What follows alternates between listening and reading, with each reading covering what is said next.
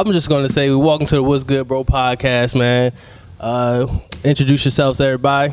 I am that Negro, the guy with the tie, Mr. Rowe. That's me. Hey. You just going to lay out all your names. I just got one, Sunny D. Pick one. That's me. And we got two special guests here today. So we in the midst of a good series called Bitter Truths. This episode right here is entitled Family Feud. So it was only appropriate that we bring some ladies on the podcast to get their perspective. You know how we don't want to really talk about any lady subjects with any ladies here. So this is going to be nice, yo. Yeah, we need balance. Yeah, gotta have the balance, man. You gotta know your role, stay in your lane. So please, man, take some time to introduce yourselves. Any information y'all want to provide, it's up to y'all, bro. I'm Tara. Flat out. I don't have the fancy names like Yeah, that. that's all great. Also no fancy name, Gabby. Gabby and Tara. Okay. Appreciate y'all coming through. Glad to have you. Coach K in the building. You know, we just gonna get straight to it, man. So the first question within this series that we're gonna try to start with, and probably just go left, but we're just gonna start here. It'll go left. For sure. And right. But we and zigzag up, down, right. side. You know what I'm saying? You'll pick some parts. So when you hear nobody wins when a family feuds, what does that resonate for you? And this is to everybody, for real.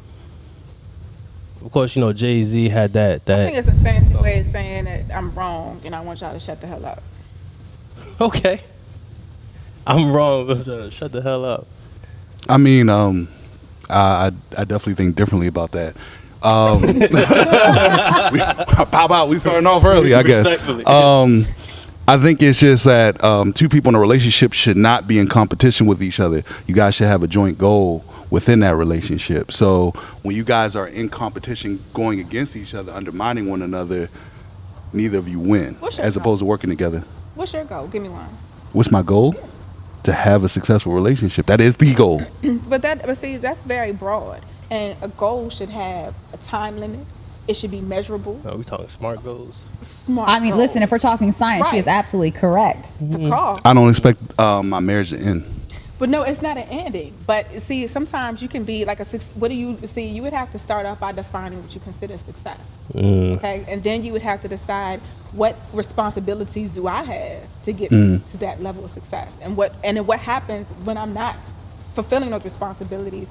Who's going to hold me accountable, and how am I going to take this person holding me accountable? So I ask you that because you're in this thriving, super awesome Black love relationship.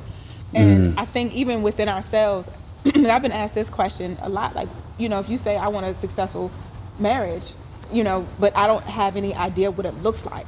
So your level of success, your litmus is different from mine. And I have a completely different opinion on that statement. Nobody wins when a family feuds. I think that in the Black community, we very often are taught to accept abuse from our parents and to accept abuse from elders. We are taught that you are just supposed to that's what you take. It's a part of a family.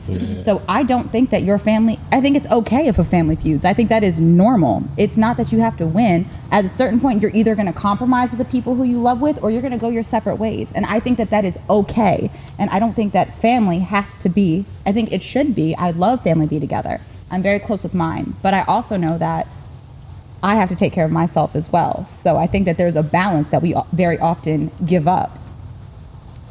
I haven't heard from you, Negro. Negro.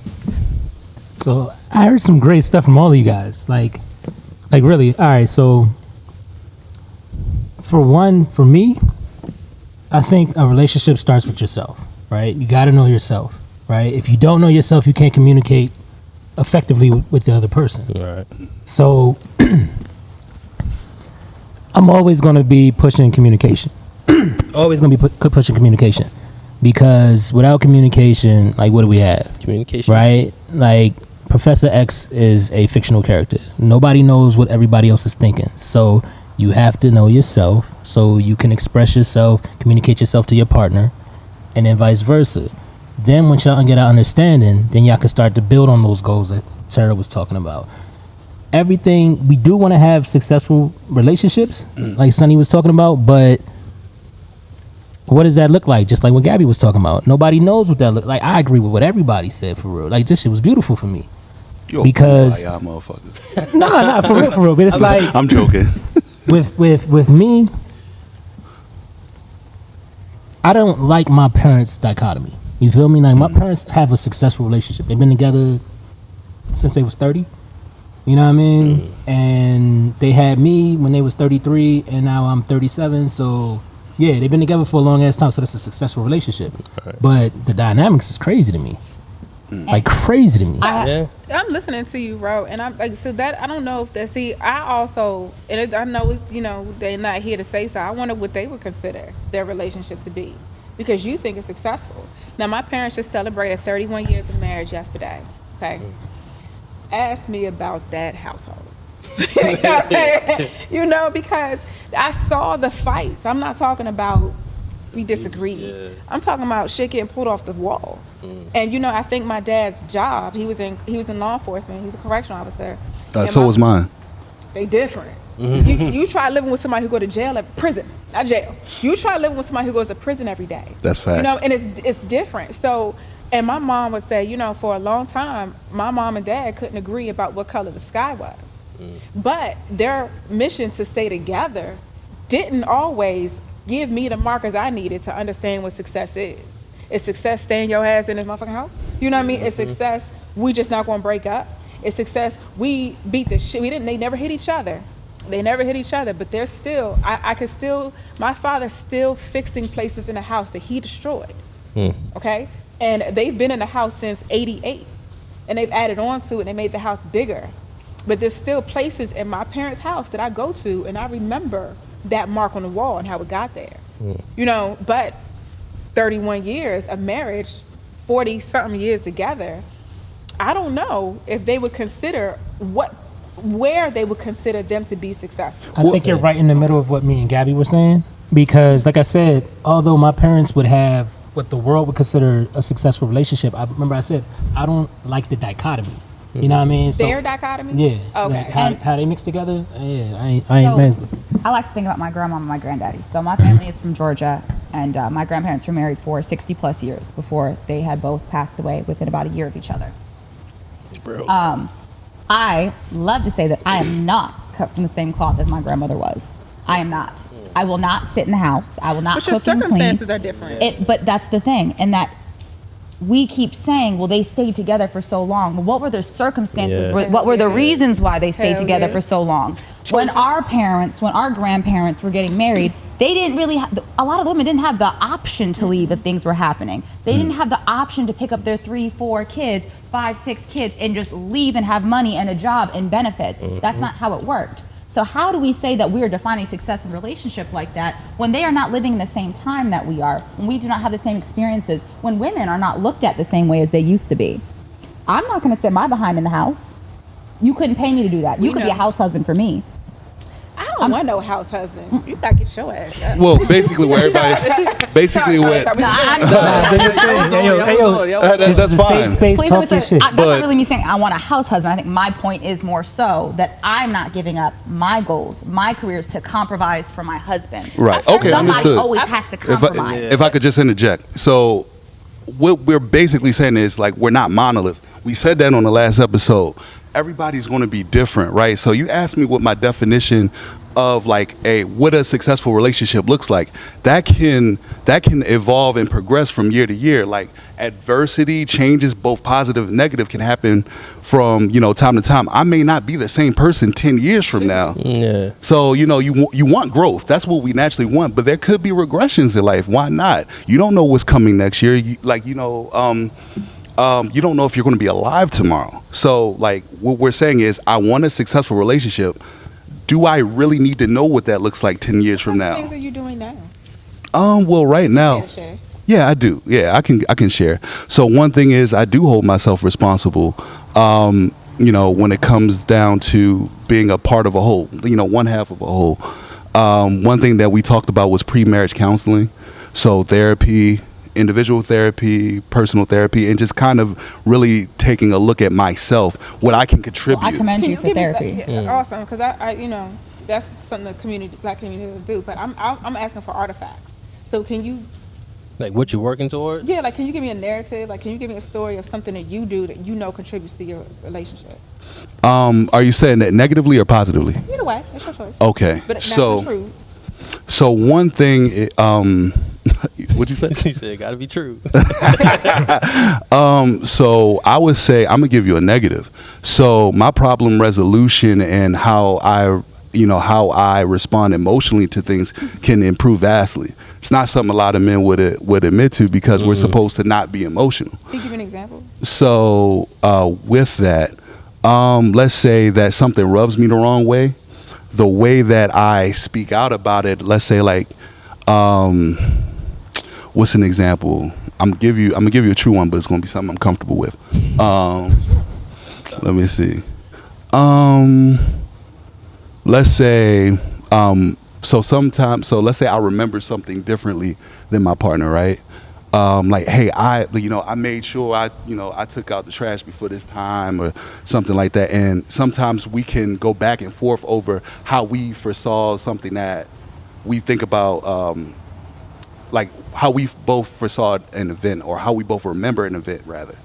And that could cause a unnecessary back and forth.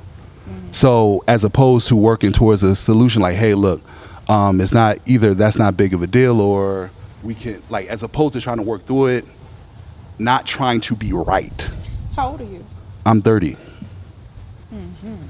Yeah, so that is something I can definitely improve upon on my end. I know I can do that.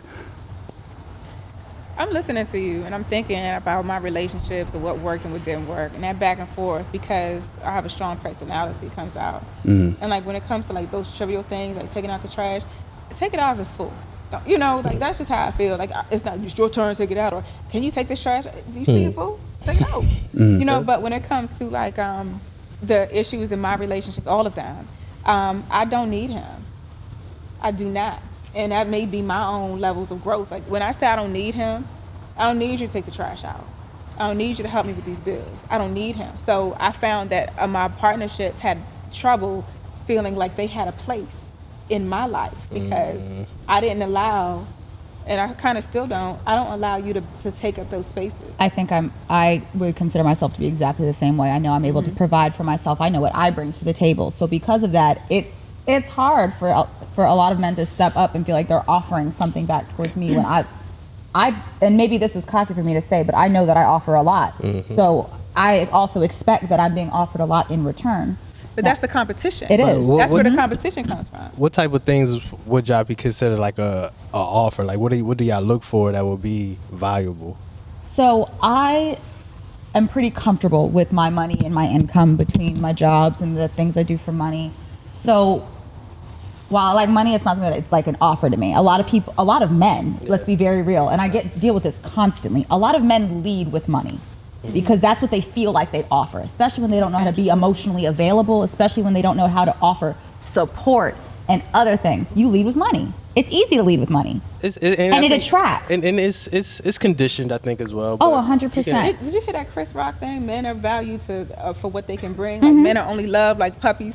You know what I mean? Yeah, I mean, exactly that. we can say that. When you meet a girl, we're like, oh, tell me about her. And when a woman you get with your girlfriends, you say, what does he do? The line of questioning changes. And I think it's lost in the message. Like when you ask what does he do, it kind of suggests what his activities are. It is. And when you ask a woman, tell me about it, it suggests what we do. And I think we kind of get caught up in the, in the linguistics of it, the semantics of it, And it's taught over years and years and years. It's so repetitive that it becomes culture. Like I think if you hear something enough and it's practiced enough, that's what it becomes. It is. Yeah. So because of that, and for me, understanding that I don't need that, I don't need you to offer a lead with that. I look for really small things that to me give strength in a relationship. If I'm getting ready, are you going to help me slide on my shoes? Are you putting on my jacket? Are you taking the time to be thoughtful, to know the things that annoy me and not to do those things? Like to try to be more I do thoughtful. Like that one step ahead because it is. Because sometimes, like when I'm getting ready with my man, I love those. What you putting on? Where you going with that? Yeah, yes. You know what I mean? So, those things feel good, and I think it's different. I've even heard in my relationship, I don't say that to him, and I'm like, nigga, you need that shit. Get your jeans on, because it don't take out as much. Because but niggas still want to feel appreciated. I get that. So, but I'm saying that's what I lack in my relationship. Okay, like you want to hear that, like if he get a haircut. Oh, you got a haircut? Okay, all right. Because that's kind of all y'all have to do to get ready. Like, I'm gonna go get a haircut. I'll be home at 5. So it kind of sounds That's all we like gotta do it to kind of sounds like what both of y'all are saying is like men and women are different, but we're not as different as it's promoted. No. We're not that. We're not Especially as different. now. Like this time, I can understand. Like back in the day, when we talk about our parents, like times was definitely different. Yeah, like as far as like the ability of women to be to actually progress in their career and actually be career women, like that's a factor, but that still intimidates a lot of men, if we're being very honest. But men Well, still want that nurturing Yeah. and emotional availability. I even look at my son, and my son, if you don't get your ass, what I say, like. But I also notice like he might want to cuddle with me, but like other times my son is just he's acting like he want to cuddle with me, but he want to see what I'm doing so he could go get into some type of trouble someplace else. But what I'm saying is going back to that childlike stage, and not to compare and make men like seem like children, but those qualities that they look for in what they consider a nurturing environment, they still look for in their relationships, even though it's not with their parent. They're not looking for parental relations. I And think then they're looking for No man, we got a hand raised. I object. I object. You object? Okay. I object. All right, we'll let you Jack. hand on the knee. Tell me about it. So I feel like I've been dealing with the opposite. You know what I mean? Like I was raised sink or swim. So I've always been self-sufficient, always been. You have siblings, bro? Yeah. Did that work for your siblings? Listen. No. No. If you look at, all right. No. Let's get to it. So I was a quadruplet. I was born a quadruplet. I'm the only one to survive, right? I've got an older sister that my sister has found the reset button in life. I'm talking about anything you can think of. That I'm talking about financially, everything. Like my sister has found a way to walk away from every single fuck up. I'm talking about car repo, don't give a shit. All of them. Damn. Bankruptcy. I need somebody to make a documentary on how to do that. Yo. 'Cause I want to know how to be able to do Here's the that. thing. Sit up and walk away. Because she didn't No, let me know. Like, my Like, sister's I'm trying to fearless get, when it comes to shit like that. Well, where is she in life, though? She's good. She's married. She's doing really well. Who lead the house? Listen. She found the perfect partner. Yo, I love my brother-in-law, yo. He is perfect for her. I like the way you said perfect for perfect her, for yo. her. No, That was the key no, part. they You shit is can't be in his beautiful. relationship. They should, yo, You better listen. stay together. So Listen, that is that. I'm gonna tell yo, Miss Saxon, you stay Miss Saxon. Yo, you're not coming back to the roadside. Stay Miss Saxon. You Yo. ain't gotta go home. Baby, I you love Can I this come guy. here? there ain't no space for you here. We don't remodel this shit. So Yo. what makes that relationship so great? Like Yeah, what yeah. aspect of that? So they have like the perfect. I guess they're in sync where they just allow each other to be each other. You know what I mean? Like my sister's quirky shit that most people are like, I can't deal with that. He's just like, but I love her, so he deals with it. And I'm sure he's got some weird. I don't know. Yeah. I don't know because I just want to see. See, he ain't I just- there. He what, ain't huh? there enough. You say what now? You ain't there now. What do you mean? Behind the closed door. I'm not. You right? You know what I'm saying? I'm That, not. that's always a I'm different not. dynamic. Now, True. I guess and I remember the many times I broke up with my man and everything, and I came back, whatever. My friends thought we was like the perfect couple. Like we were gonna make it, and we were in. Oh no. You know, They have issues. No, But they work through them shits. Yeah, but and I what I'm appreciate saying it. is, like, what I'm saying is his way of handling things makes the relationship work.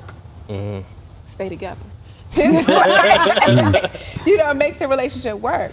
But and you love your sister and everything like that. But could you be in a relationship with her person? Oh no. So all right, I remember, and my sister won't have a problem saying this. I remember. So my sister's the type of person that if you tell her something to her face, she's not going to listen to you.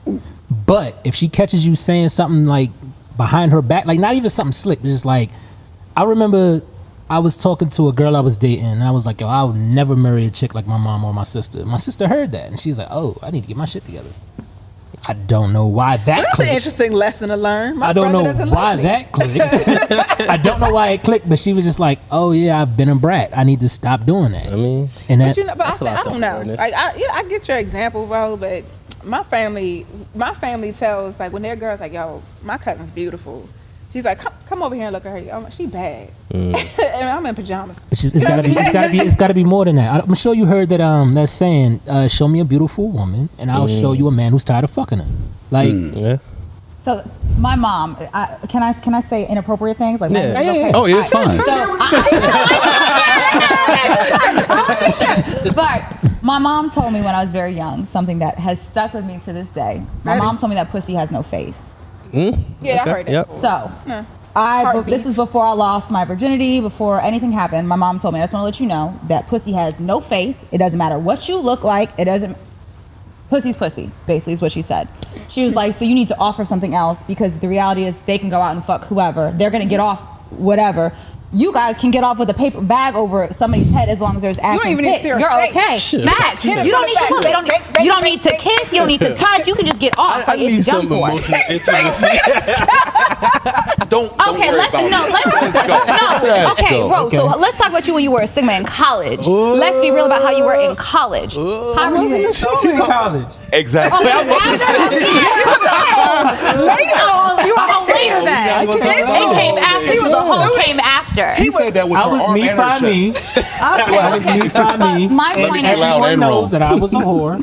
so I my was point just- is though, because of that, there has to be something else that you are offering and bringing to the table. It cannot just be the attraction. It cannot just be the sexuality. There has to be something else. I hate this damn mythical ass table. I hate it. I hated the whole way. I had to blurt that out. Cause what do you bring to the table? I am the table. No, I'm the table. I hate that shit. But can you sit No, on the Like- but Exactly. You don't got no chairs. You ain't bring no Kool-Aid. but let's nothing. address No this. accessories. Let's address this. Are there flowers on the table? Ma- Are and- there coasters and shit? And I understand that, so then let's rephrase it. What are you offering to a relationship and to a significant other? You don't like saying, what do you bring to the table? And that's really what it's asking. It's saying, what do you offer to a partner that is going to make you compatible, suitable, and that's going to help you uplift the perfect person who you are with? I think people think it's pre-made. You won't know until you have a conversation with that person. Yeah. What you bring to the And- table. but you also You gotta won't decide know what unless you're you willing have to an do. honest until you have an honest conversation. Of course. Because I could think So- and that's what dating is for. I could think I could bring everything to the table. Like boom, she blessed. That's what she dating is blessed for, to have me. though. Then Got a she hand already raised. got everything in abundance that I'm trying to bring. So there's nothing to really offer in that situation. But you won't know unless you Bro. interact with that person. I like what all of you guys are saying. The one thing I would focus on, all of these people that, oh, what have you done for me, all of this shit, right? All this selfish shit, right? Me. Are the people ready for a relationship? So that's a better question, because in this independent space, I too have my doctorate. Okay. Yes, I got, yes, Hey, doctor. hey, I got a Oh, couple of shit. masters. Brag on that. Couple of them. I got a couple of bachelors. Okay. What I like to hear. I'm laughing, man. Listen, give me 4 years, I'm gonna be like you. All right. Shit, I'm trying to give me. I'm coming. Come on, scoot up. R.I.P. Scoot up. I was about to say, give me like 6. I might try it out. There's- I am a school teacher, but and school teachers are slept on. Okay, all right. So, but and then when it comes, I owned my first house when I was 25. That was my first piece of property. Shout out 23. Hey. Right. Because I was tired of, and the reason why is because I was getting killed with taxes because I didn't have kids. I was like, what the fuck? That shit blows me. So what I'm saying is at that, while I was making all of those independent decisions, it's still difficult for me to allow my partner to make those decisions with me. So like I wanted a range, okay? I wanted a car, and I kept looking down the street when I was driving, and I decided I wanted a Range Rover. Now he might have said, Tara, we're not ready for a Range Rover. But you And I didn't was like, hear you it. speak French? Yeah. That's funny. Believe with me. You speak French? and that's What you mean, oui? a lot of how people interact in relationships is a combination of their experiences. Like you got to think like, so, everybody's like a combination, almost like I don't know, I guess you could call it a soup. Like you dump all the, this piece of trauma, this success, this victory, Gumbo. put all this together, A stew. like Okay. a stew, a soup, whatever, gumbo. But then you gotta let it marinate a little bit so all the good flavors get in there. Right. Right? So, Hill. like, that's what I'm saying. In this time period, more than any other time period, we need something almost damn near custom made for ourselves. Like, when you have so much success, right? And there's a guy. As soon as you said you have your doctorate, he would have just jumped in with that button. I have a PhD. Shout out to well, actually not shout out. R.I.P. to Kevin Samuels. But you see how much the world miss him now. Well, that's one space. That's one space. Another space is like mourning him. So Yeah. No, but what I'm getting is, so even like making decisions with my partner, when he decide, or if he decided, because it's outside, you know what I mean? So obviously I made a decision. But when if he would have said to me, we're not ready for that, I don't know how willing I would be to accept his decision, because I don't know how my decision is affecting us. Would you be willing to have the conversation? I would be willing to have the conversation. So in my relationships, I also had I've got the no, and I feel like you're telling me no for your joy of saying no versus the reason. So if you're saying no, why are you telling me no? Because that's, I've gotten out of relationships because of that. Because do you think you're going into some relationship without good faith though? No, I think I'm going into with a mindset without good expectations. Like I need to know what I need. That's what I meant. Yeah, I need to know what I'm willing to do to support this relationship, or what I'm not going to deal with, or I remember a relationship I was in, and like he had laundry, and I remember folk washing and drying his clothes, and I'm like, I'm not doing this shit. Because I thought, like, no shade, but you have to be able to finish what you start. And if I'm going to create that environment where and we were not married. So if I'm cooking, I'm cleaning, we fucking, and I'm washing and drying your clothes, and you're not even talking about where we're going, then I need to decide how much I'm going to invest in this. And my expectation is, if this is girlfriend shit, this is we together shit, and this is wife shit. And I'm giving you all of the things that you desire, but I'm not being fulfilled. Like there are still things that I want from him that I'm not getting. So I think, I consider myself to be the expert of failed relationships. I got enough of them. Alright, so I am only 26 years old. I've been engaged twice. I have broken off. Did you keep the rings? Wow. No, I'm polite. I gave them back. I have broken off both engagements. All right, you're supposed to get it. 26, 2 engagements. Well, if I broke it up, like I felt like I needed to give it back. Did he want it back though? Yeah. I just dropped on the But one of the things that where they at now? Okay, so one of the things that I dang, he's home getting missionary. He home drinking water out the faucet. One of the things that I realized, though, through my many failed relationships, is I have witnessed failed relationships from my parents. So my mother and my father are not together. They did not have a successful relationship. And the successful relationship that I saw from my grandparents, in my opinion, wasn't what really a successful relationship was. It was what was acceptable during the time. So I have gone the opposite direction. Fucking girl. I have seen my mother, who she is the type of person, and she knows this about herself as well, she completely surrenders herself to a relationship to the point where she loses herself. Her wants, her desires does not matter in a relationship. It is about them. So because of that, and because I have seen how much hurt it has brought her, I think I have gone the complete other direction. As many women. Do you feel good about that decision? So I'm getting there. Okay. I think that I could have a balance. I think that I could compromise a bit more, and I can't say that. And I'm also still young, though, and still learning and things like that. I think I have plenty of time, but there's an in between. And I think one of the things is we either emulate what our parents do, or we go the complete opposite direction, instead of finding this middle ground of what were the good things that my parents did, what were the bad things, and how can I learn from this and become that.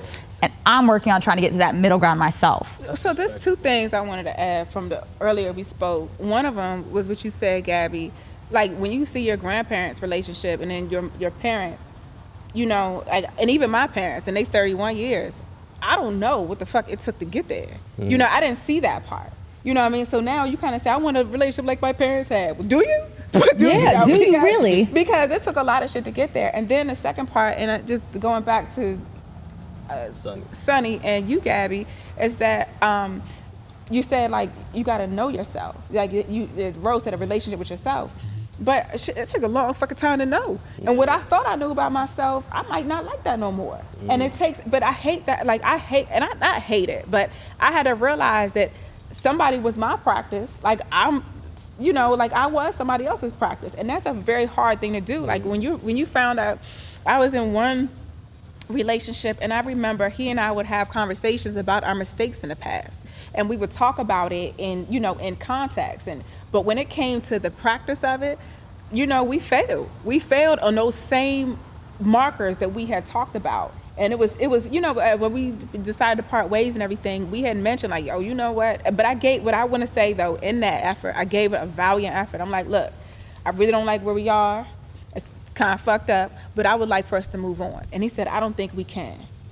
And I was, you know, respectfully. Now, sometimes we use those opportunities to straddle the line, and now we in that weird gray area. Yeah. But I took it as a space. What do you mean? What do you mean straddle the line? Well, you said I don't think if I said I'd like for us to move on, you know, I'd like for us to continue our relationship, and he said I don't think I can.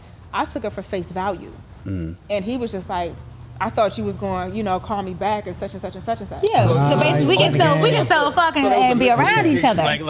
But no, yeah. I like to address this. I like to address this. So, yeah, and I've had conversations with this nigga. This before. I don't know who you are. Like, is it Ro? Is it Negro? It worked with this nigga. It all works. But what I'm saying is, like, we've had conversations. Sometimes you have got to listen to what he said, and not because those are the times where you can still get some ass. Like, you know, we still in that wiggle room where we could, you know, I That's know. What you took from that? No, not our conversation. Worry about the dick. No. Always. No, but say I used, when he said, I don't think I can, I listened. And was just like, look, man, what's up? Peace and love, don't push and shove. And how like, long were y'all together before that happened? Together, I want to say like under a year. So okay. Yeah. So what I'm saying is, but those are the times. Okay, so don't disrespect my year. Okay, because I felt the. You know what I mean? You don't know his language yet. You don't know. You didn't know how to speak it. But you don't know what I do not fully agree with you. I don't know his language. But when I said, I'm sorry this happened, can we move on? We grown. We ain't kids no more. So if I said this, I'm sorry this happened, can we move on? And you were, well, I don't think I can. Okay. All right. She called his bluff. So, right. And then he was mad. Like, he came back around. I was like, you know, Tay, I didn't think we was going to stop talking after that. What made you think we was going to continue? So, I mean, so for me, right, when I was a slutty boy, right? Slutty boy. Hey, yo, he slutty boy. I love that. He was a member of the Creep So when I was a slutty boy, y'all remember Chizzy, right? Oh yeah, I think so. I think so. Right, we lost the light, I think. So Chizzy was like, yo, I don't understand how you get in so many relationships. How you call all these girls your girlfriend? I'm like, because it's just a term, girlfriend, right? Like, all of these is learning opportunities for me to learn myself and everything. Like, this is all me getting knowledge. No, you was hurting big people for a wife. Like, I mean, like I said, like I always saw myself as getting married, right? So a girlfriend is a girlfriend, whatever. It's audition. All of them at the same time? I mean, yeah. All right, so hold on. Yeah. It's different phases. Until I got to this point where she's gonna be my wife, so I ain't had no other girlfriends. Nah, so all right. So when I was in high school, I was juggling 23 girls at one time. 23? Yeah. Hey, yo, time out. Pause for the calls and the STD check. And like, shit, young magic on the mic. Wait, 23 different days in a Listen, all right, wait, hold on. Because I'm not going to lie. I would consider, so I am in my, we're not going to say slutty boy phase because I'm not a boy. I would say I'm in no, because I'm not a city girl. I don't like that term. I'm in my like man eater phase. We're like, okay. Yeah, so that's what we're going to say. Yes. She want to take control. It is. You want to take control. Yes. I mean, from a female perspective, I'm sure it is. No, I don't know, but no gang. No, we ain't doing that. I don't want any kind of like any reference to singers, any of that. Okay. No, and I say that as in like. I'm just with the vibes. Yeah. Okay. But 23 is impressive. So no. 23 is impressive. I don't claim. Pause for explanation. Right. Valentine's Day was crazy. I bet. Valentine's Day How was were your crazy. pockets? I had to high fit. school. Like, how the hell you manage that? Everybody got it. Wasn't my fault. It wasn't my fault. So it's never their fault. It started with one. Never. It started with one. Okay. She introduced me to her best friend, cousin, whatever. Not the best friend. You fucked all of them? This is what happened, right? So the homie comes to me and is like, oh, You shouldn't be fucking with her. She's fucking with this dude. Da da da da da. Get with a bitch like me. All right, bet. So I got with her, but kept the other one. Y'all remember when I and said it just pussy kept has no happening. face? It just kept happening. You ain't lying. They introduced me. Oh, Like fucking dominoes. yeah. Nigga, what did your dick 23, do? dog. Push-ups? Hey, listen. Apparently it did. Apparently it did. Listen. I had a car. Gas was like $1.50 a gallon. Like, I was out there, man. You know what I mean? Yo, high school, yo. I ain't started blossoming like that till college. Listen, I ain't never like I had 2 week spreads. I never, like Okay. I was trying to Well, go. that's nice. I'm a serial dater. I won't sleep with everybody. I'm good at holding fucking that over the over? head. Yes. He didn't even answer. The answer was yes. Listen. Sweater. Yeah, he tired. Oh my god. He's still tired. Wow. Turtleneck. That's why he retired. now he hung up the coat. That's why you got That's why he chastity belt. wearing ties everywhere he go now. That's when I found out that I'm the above this best shit. way to like leave a relationship was to make sure that it's the lady's decision. Because You anytime think that, we going to decide? Oh, I always decide. so listen. Oh, for real? All I know is I'm every time I try to break Okay, with a that's girl, good. she never. We're not broken up. It's not over. As soon as I convinced them that it was their idea to leave me, the relationship's over. So I'm not. That is the stupidest shit I ever It heard. sounds stupid, but it's true. Until the woman Yeah, is no, over. it's Alright, well- definitely true. Yeah. All right, I'm gonna say this. That's fact, though. Always come back. Well, how many Men do always times your come ass back. stupid Men enough to always come back?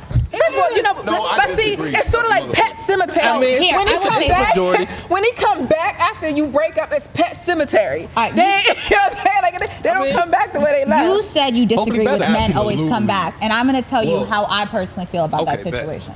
So, as I said, as a serial dater, and I pretty frequently get into relationships, and I'm very typically the one to leave because I have a very short tolerance for disrespect, and I consider myself to have pretty open values on a relationship, and I'll say some of them so that I can give an example.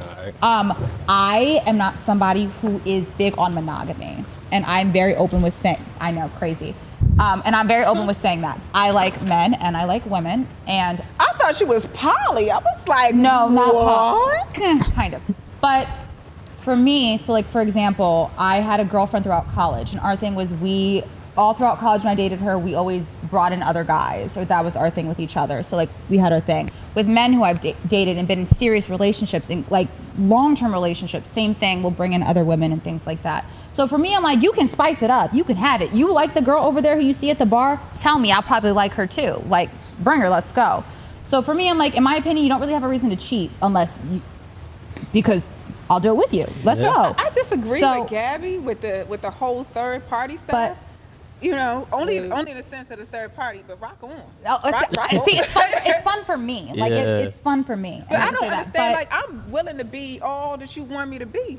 oh no, see, and I so for me, I have. I mean, I it have, seems like you two are different. Like Yeah. you guys I have mean- a different temperament Yeah. with that. Like, you know what So- I'm saying? Different mindset. No, in the line of you don't have to lie to me about it.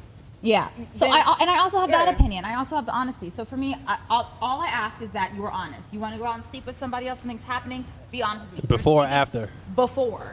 Like, because I also need to know that I'm being protected. Because if, let's be real, when we're in long-term relationships, we're not using, as adults, most are not using condoms every single time. If I'm in a long-term relationship, I'm on birth control, things like, what are we doing? Wrong bottle, Tara. Wrong bottle. Just pass the bottle. Pass the bottle.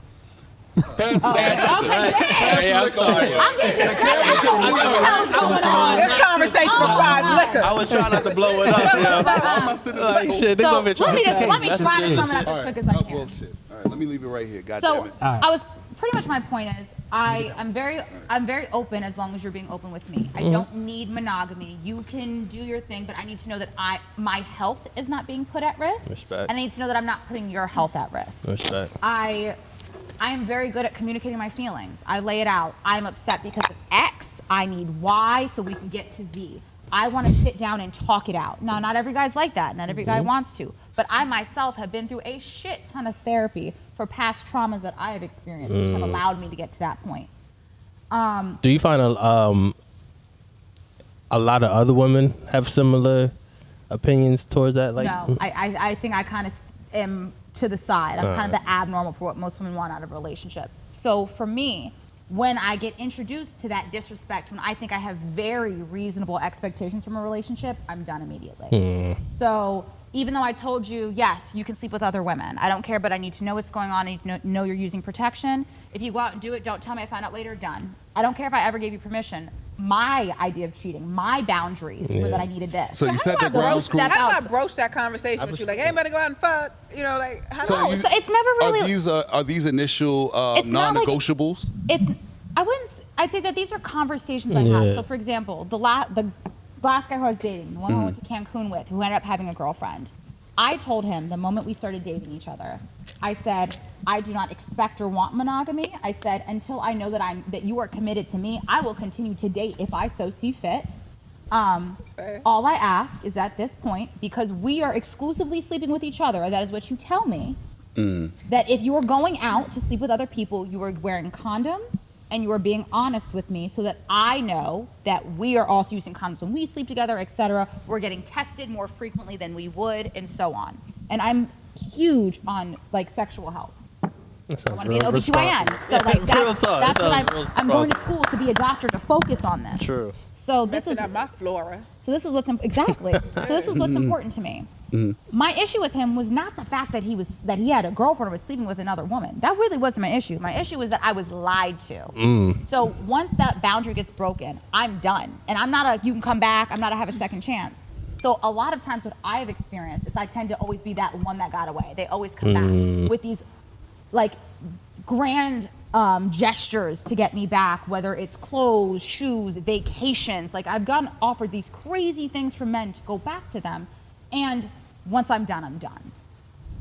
All right, so do you think that because we've all had multiple relationships, do you think that guys, when you present that, because that's unique, that's not the typical, right? Yeah. You know what I mean? And I commend you for giving that disclaimer.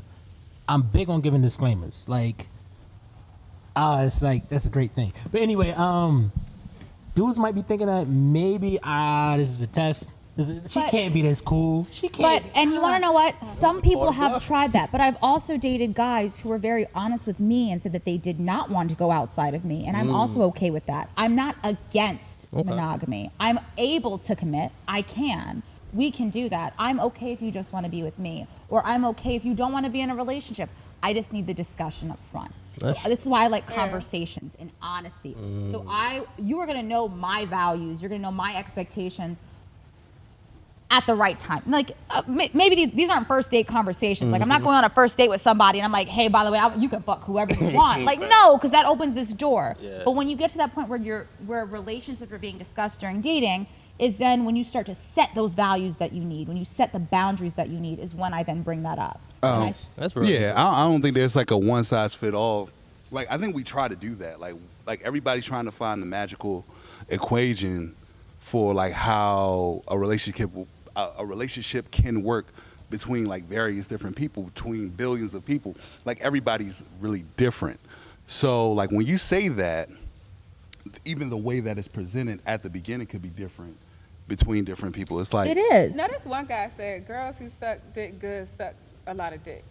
You know what I mean? And I was like, that's not what it means. You know, but if someone has a sexual presence about them, you know, I think that can be intimidating. Like you start to run different ideas in your head. I had an experience with a guy and he was just like, did you used to be a stripper? And I'm like, if you see me dance, I got 2-step all night. But, you know, but because you thick. Thick.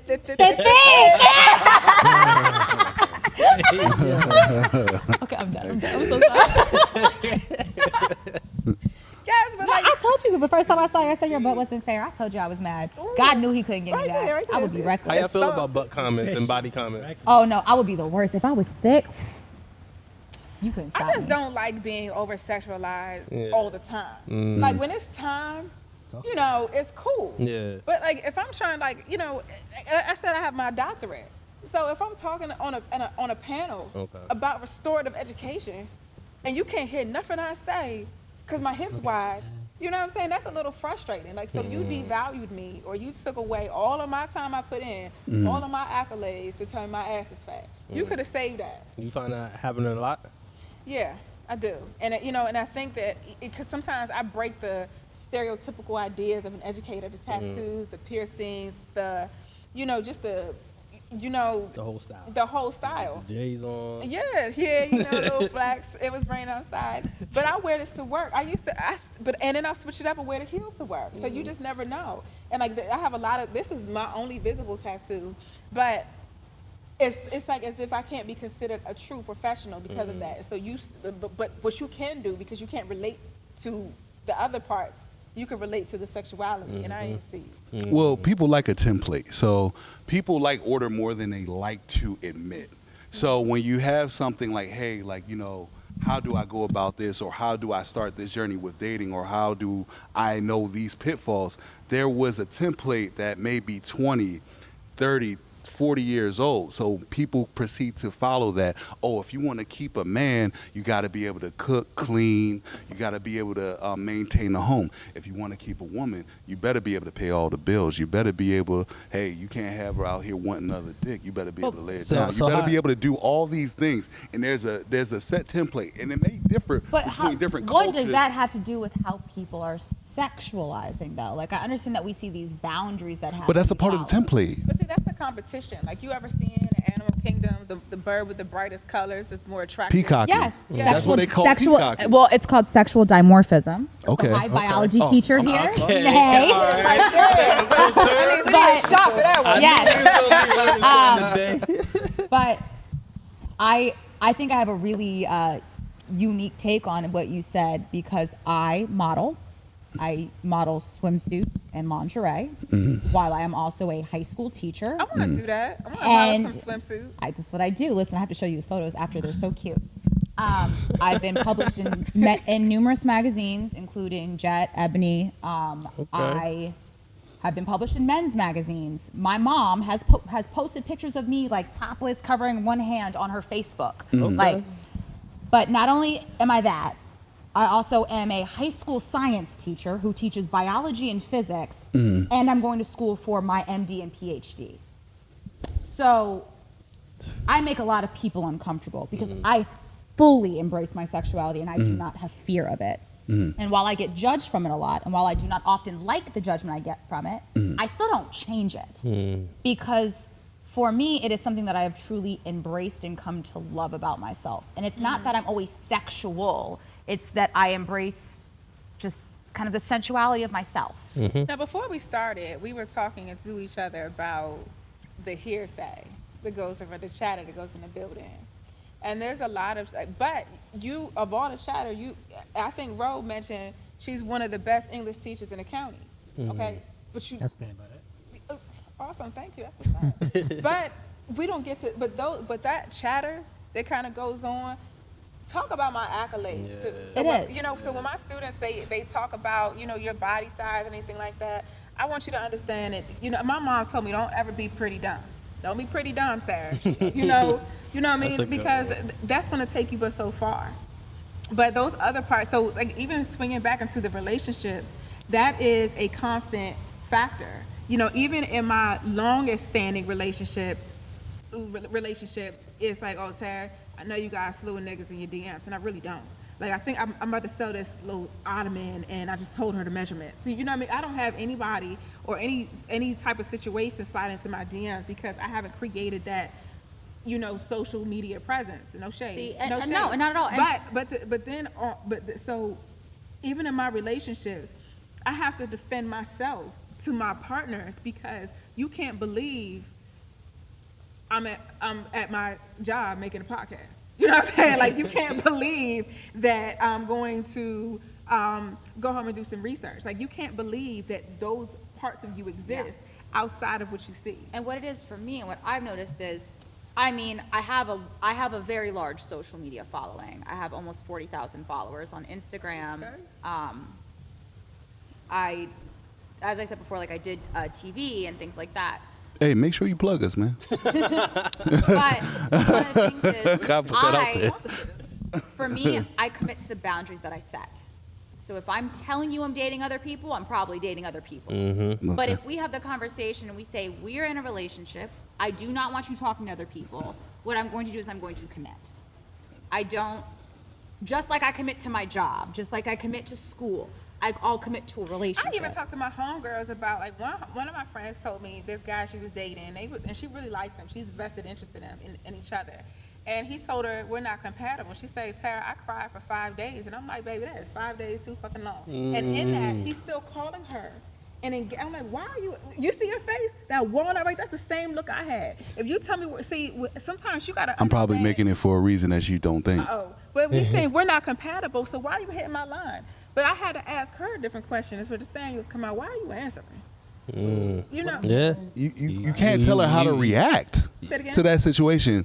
You're saying she's crying 5 days too long. She's the camera can see us. Like, it's cool. Like shit, false for the cause. It's cool. I was listen, secretive. That's Yes. how.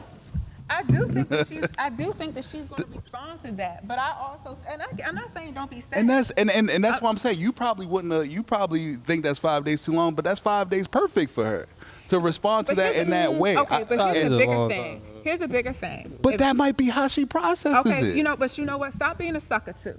Okay. Why does that make her a sucker? You know why that makes her a sucker? Because give you you got, three. but you see, you know, my folks always told me you don't let a man tell you more than one time he don't want you. Nope. So Facts. when you told me, like when I said about the man I was dating, he said I don't think I can move past it. Damn, I'm sorry you feel that way. And it hurt. Did she It- still show up to work? Did she still process through the day? Okay, well then let her process it That's that way. okay, but don't take this literally. But I think that like sometimes you have got like here's the thing: if you don't think we're compatible, maybe you need to go reach into your soul and decide if since we're not, some other things you should be doing than bothering me, because I don't need to. And I think that goes back to what I was saying. Are these people ready for a relationship?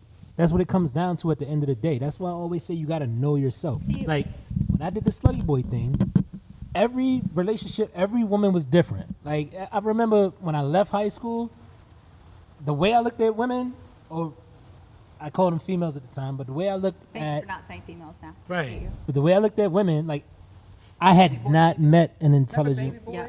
yeah, but I had not met an intelligent woman, like literally, until I met my first fiance. When I met my first fiance, that was the first girl that ever made me laugh. Right. Yeah.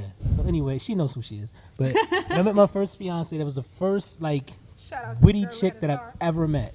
Witty chick that I've ever met. Like we had real conversation. It wasn't just airspace where I was like I would tune out like literally. You know, I don't know if y'all had to deal with this because we have different conversations. We have real conversations. When I talk to Gabby, we have good conversations. When I talk to Tara, it's mental gymnastics, but yeah, we have good conversations. You know what I mean? So, because like when I talk to Tara, Tara's trying to figure something. Like Tara be playing me. Like she be like, like Tara always has a expound motive. on that. Like she doesn't talk to me if she doesn't want to know something. Like yeah, so I can tell when I met my first fiance, everything was cool, everything was organic, and we like literally genuinely enjoyed the same things. And I never had that with a woman See, before. that's me sometimes, and you can go through the little Rolodex. So I find interesting things about a man that another man may not have that time. Like, so you know what I'm talking about.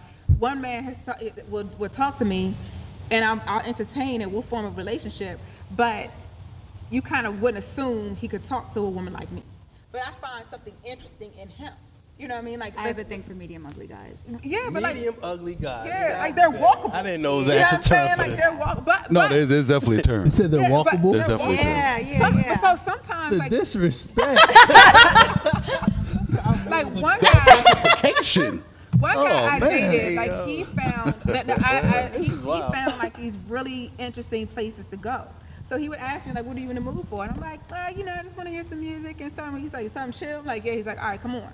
And he would find, and then like sometimes when like the places would close when we got there late, and like we would be sitting in his car, like you know that song "Just to Get High, Just to Stop Smoking." Yeah. Well, he made the beat to it, and we, Afro Man? huh? To my Afro Man? Isn't that No. Yeah, the Oh, other one. Tell it, yeah. So he made the beat to it, and we singing it in the car, and I liked hanging out with him, but like the sex was trash. But Okay, but listen. hold up, but what I'm saying, All right. Brother, don't watch this and I don't episode, want to brother. disqualify. But what I'm saying is, we women, and I include myself, will stay for different reasons. Tara, you have to address the fact that sometimes you date because you're bored. So That's happened, but I wasn't dating him because I was bored. I was dating him because I was interested. Can I give a different perspective Go on ahead. one of the reasons why some of these relationships end, and it's not a not ready to date thing, because I'll speak on the most recent serious relationship that I had, the guy who I was going to get engaged to. So one of them, yeah. Chose to bring it up. Okay, all right. Well, Yes. what I realized, and this has been. I'm sorry. This is a single engagement. This is not a single engagement group. No, Yeah. no, Got a couple of. Yeah, I got a couple. I only have one now. I'm married. Now, No. now. But you had my first fiance one. All That's right. like Henry VIII and shit. But what I realized that our issue was in our relationship, and this is a black man, is You date white man too? no. Oh, I'm sorry, that was so rude. I'm so sorry to be so rude. Oh my God. I was like, no. That was the Black men are treasured. No. Black men are treasured.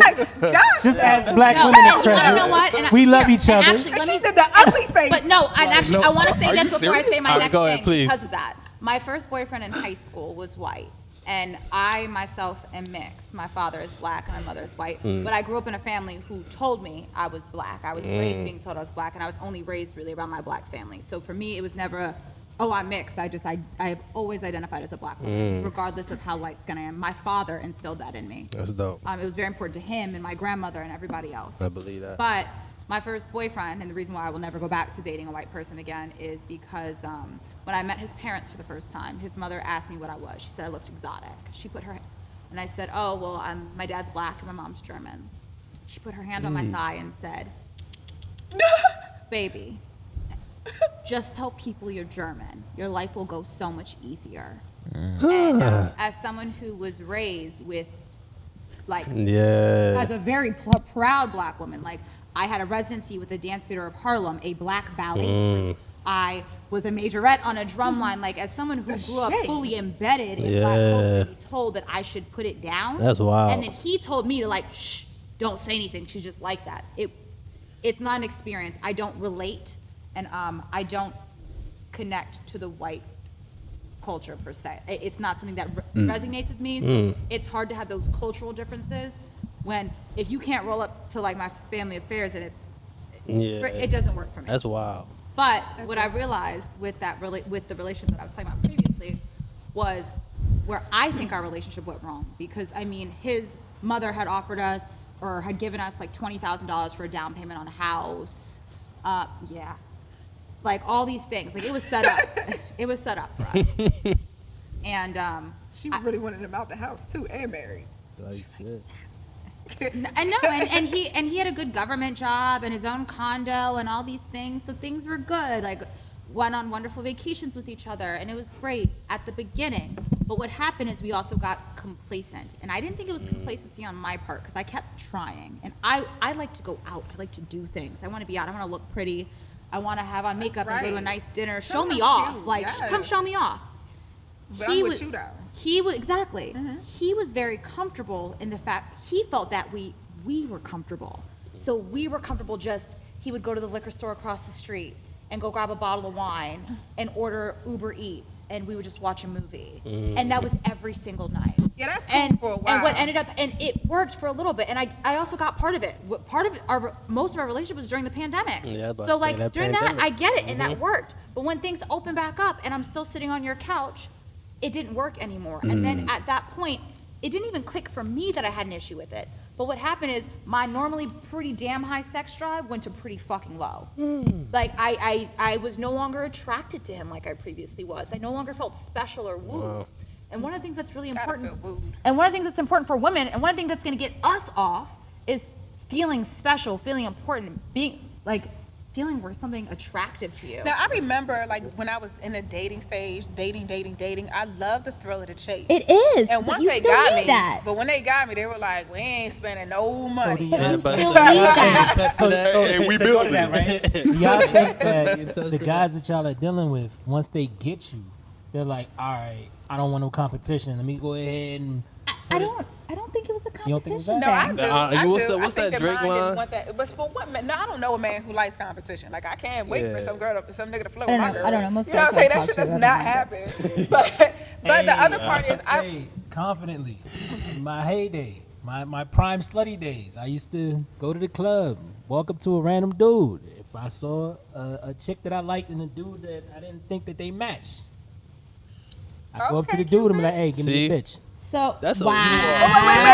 I know that. When your dick do jumping jacks. You know what I'm saying? I used to do that. I used to do that. That is wild. Especially if the girl looked at me. He looked at me and said, "I'm finna fuck your bitch." What's up? Especially if the girl looked at me and I'm looking at the dude and I'm like, I don't. But you know what? I know that was a real turning moment for the nigga. He was like, Hell yeah. do I beat his ass? Hey, did y'all or see- do I let the bitch But go? this is the thing. That's a whole I nother like a smorgasbord What here. a thing that I very often hear from guys who I date, whether going on a date or whether dating long term or being in a relationship, is especially when I'm like all done up. They either love or hate. I walk into a room, they're like, everybody just goes and just looks at you when we go in. Most men who I have dated have really liked that. Like they liked that the person who they were with was Eye like candy. was She that mad. person. She mad. And as someone who like I know a lot of people in DC and things like that. So if we go out to the club, I know every single person who's walking in. Everybody's saying hi. I know every owner. I know every bartender. Know every bouncer. Know everybody. So we're talking and things like that. A lot of guys who I've dated have liked that. They thought it was like they liked that I was holding their hand. Yeah. And everybody saw that I chose them. I've also dealt with the men who didn't like that other people were looking because they were afraid that I would see more value in someone else outside Let of me them. ask you a question. Yeah, I can. Like what are the environments that you usually like to go into? Because that can vary. Because sometimes you go into a den of wolves, and sometimes you can go into a den of wolves and be like, I'm probably gonna get into a fight today. So very That is real. That's real that's talk, the and point that as a and man that challenges your perspective. protective spirit. But- As a Yeah. man, that's like okay. So do you want to know I'm the going to be reality? tested when we go out tonight. The reality is, while I like to go out every once in a while, I've gotten older. I've become much of a homebody. I've been involved in nightlife since I was almost 16 years old when I got my first nightclub job. I'm tired. I've done it. I am. Tired. At 26? No. But I've been doing it since I was 16 years old. that's That's fair. 10 years. Okay. So that's like But somebody she's else been legally able to drink for 5. Yeah, fact. And I did it before. You don't gotta. Quotation. But Yeah, but that's my a- point is, that's not like what I want to do for like my date night by any means. That's not what I like. And Understood. I Okay. like very. That's good, by the way. I like different things. Like I want you to be experimental and come with me to my yoga class. I want you to want to go take a walk at the Capitol. Let's go get Sometimes the y'all freaking. gotta take one for the team. Yes. Like, if I'm gonna sit there and watch this cage fighting. Thank and you. see This blood cage sport, fighting. Yes. Talk your shit. Thank you. All right, but listen, but see, I love boxing. I love Okay. boxing. I'll come to you with the games, and I do all the shit. I wear the jersey. Wah! You know, I'm gonna do all the shit with you. Shit, But talk when I say I want to go to motherfucking dinner, No. I Yes. need you to And sit the there. thing She is, said, I want to go to this motherfucking dinner. No, but That's see, how you I say give it? it to like, hey, when we done, you should know, we say it come. like Maybe, but maybe, and when we some come steak and home, lobster. when we come home, like let me get some water and stuff. So I come home, get some ass, you know. yes. But there's, Wine and dine me. but yes, but understand. But I'm ready to do cartwheels and shit. I'm with you. Like I want you to know that I'm willing to be all that you asked me for. But it gotta be for you me. have to do the same for me. If I want it, like for me, and I'm gonna tell you No, my I thing. don't want to share. I don't want to share. Not like that. Now, when we on that level, exclusivity, and we are doing things together, like I just need, when I know that when I go to something, I have my person. You know what I mean? I don't want to keep on going to things alone. I don't want to keep on saying, well, I'll see you when you get back. And that's a pet peeve of mine. If I say, hey, I'll give you a great example. I love Disney, like weird. I know I'm an adult. Those are the worst kind of adults, right? The adults that it's like okay. Disney, terrible. It's I have okay. Mickey Mouse tattooed on my butt. Swear. Let me Got it. see. Hold on, can you don't cut this out? Shit, got no drawers on. No, I don't. Don't do those very often. But You got on shit, hold on. That's your real leg. You shave my Ain't gonna legs. get me. That hurt. You shave your legs? I might need to shave your legs. But go ahead with your story. all right. man. So, yeah, sorry. Shout out to the lady. I got a couple out. I don't have this though. Oh no! Well, I have all my entire side is This one right here? tattooed. I have my entire Ladies, let's side. bring it back. and I have a lot actually. I have like pieces. Oh, I wrap all the way down and down around my Honestly. crotch. Talking points out. Let's get Okay, yeah, you have to do this. All right. Hey, look, well, I know my listen. long drive, ladies. All right, here. I'll get back on topic. Okay, I know my I'll have to partner. show you after. I was looking at that. production. All right, Hey, we what I got was together. saying, okay, is so I love Disney, and when I was living in Florida, there was like this day where they were doing a Disney karaoke night at like this local pub. Which one did you do? I did do Frozen. I will not lie to you, but I also did like Hercules song. We did everything. We just were going for it. I love all things Disney. Disney's addictive. It is. They do it on purpose. And I was saying previously, I used to teach swim lessons to ages 3 to 5, and one of the ways I used to get them to stop crying was I would sing Disney songs to them. Don't do it. That's cool. But I asked the person who I was dating at the time to go with me and my best friend, and my male best friend was his best friend. So like we had like a little group. Wow. Okay. So it was my girl best friend, my guy best friend, and then his guy best friend was the guy who I was dating. And I asked him to go with all of us because both girl and guy of my best friends agreed to go. He absolutely refused. He's like, Why? that's embarrassing. That's weird. I'm not going to that. And I was like, But you're with me. But you're with me. Exactly. So for me, a lot of times there are these insecurities or these stigmas that men set on themselves that prevent them from willing to compromise and do those things. That's such a small thing that'll make They a love woman the so template. happy. I love That's that. a part of their template. It's The not stigma. I think something that's that men big. put on themselves. Yes. No, it's not. It's not. Society does it, and I Right. and I see that. I do Society, see that. and that's the thing, and that's why I always preach know yourself, right? Like I had to do a lot of self search. Like I said, I was raised sink or swim, so I had to figure out what I wanted, what I would stand for, what would go, what wouldn't. That was all me, because all the things I did right, then my dad was, oh, I'm proud of that. He never explained, oh, this is what I liked, keep doing that. So I don't know what he's proud of. All right, shit, dad's happy? Cool, bet. The fuck did I do? All right. I can imagine as a boy. Like, so I have a question. So let me ask you a question. Would you say that like you know yourself now? Now I'm still learning. Okay. I'm still I'm learning. I glad think you that's a said good that. thing. I do. I like Yeah. so I'm always learning. So at the end of your life, like you'll realize that the best stories you told about your life are during the process. That's why I say enjoy it. You know, life life is about the journey, not the destination. So at 40 and 50 years old, I'm probably still going to be learning new stuff about myself because things As long change. as you're willing to. Right. So That's a key part. As long as you're willing to, you're Right. y'all very know right that on I point. like exquisite stuff. My cousin, so I'm on the Scotch. Wait, side. he's, Right, he even hold his glass funny. Honey, Y'all peep that? fuck you, buddy. Not funny. This is comfortable for me. Anyway, so And you know, when you drink wine, you're supposed to hold it at the bottom because your hand will warm the glass. And it'll warm the, right. You're supposed to hold it at the Like he bottom. the rubs stem, off. the stem. Yeah. No, you're right. You're right. That's some good shit. Well, anyway, so yeah, my cousin. Hilarious. When I started drinking scotch, my cousin was like, "Yo, you told me you never drink scotch." I was like, "Yeah, I was ignorant to scotch. I didn't know that there were 5 different regions of scotch. I'm a Speyside guy. I'm not an Isla guy, but there are some islands I enjoy." Yeah, nobody. Okay, well, It I doesn't- do because you. Yes. Right. Yeah. Yes. Shit. So it's all good. I'm gonna get y'all all hip. Yeah, it's coming soon. It does not. all It don't. Not at all. Not at all. No, you I'll know give you what? a scotch that tastes like bacon, my boy. I remember Bacon. I remember drinking cheap liquor, and that joint had you just in the couch. Yeah. Yeah. The next morning. You remember the trash worse. cans? Yo, We're too old. I will never. We are way too Yo, Are you old. talking about I'm sorry. the Irish trash cans? Yeah, we're way those too are old. those are the Man, devil. man, Why did you- any of us ever drink those? Like, Ian, like, Yo, we was reminiscing. Oh my god. Yeah, Ooh, damn it. it was one of those. We had a throwback moment. It was terrible. but Yeah, it what was- It should be illegal. Nah. We should not be able to. Nah, mix when I that called much him in the liquor morning, with I'm like, Red yo. Bull and- Red We got to retire it. Never again. Yeah, he said Never we do got that to. you again. kind of man. like you ever wake up after a cheap liquor binge. Oh, and I end feel up with your like a- body But it's not separate? even that. It's not even that. It's just when you're youthful, the shit that you experience bounce- for the first time. It bounces Like, off you. like I had a mystic 3 years ago. Like, Why? Are you okay? Were you going through yo, something? There was I no reason to had, have I no- couldn't get past 3 sips. something. I couldn't get past 3 sips. My body started. I'm like, oh Shuddering. shit. It was rejecting this cheap Yo, liquor. Get this out of here. But But you know, Mystic is just juice, right? I could drink like 3 of them joints when I was a kid. All right, listen. All right, hear me out for a second. This is slightly off of what you guys were saying, but it's just something that kind of popped into my head, so I wanted to go to it. Let's go for it. I think there are a few major things that we miss in our community because we were talking about the stigmas.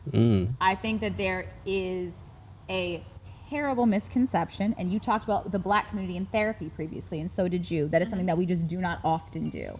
I think that there is this misconception that men constantly need to be strong. I don't necessarily mean in power, but I mean they have to be the ones. So what's your opinion of a man who's like beta?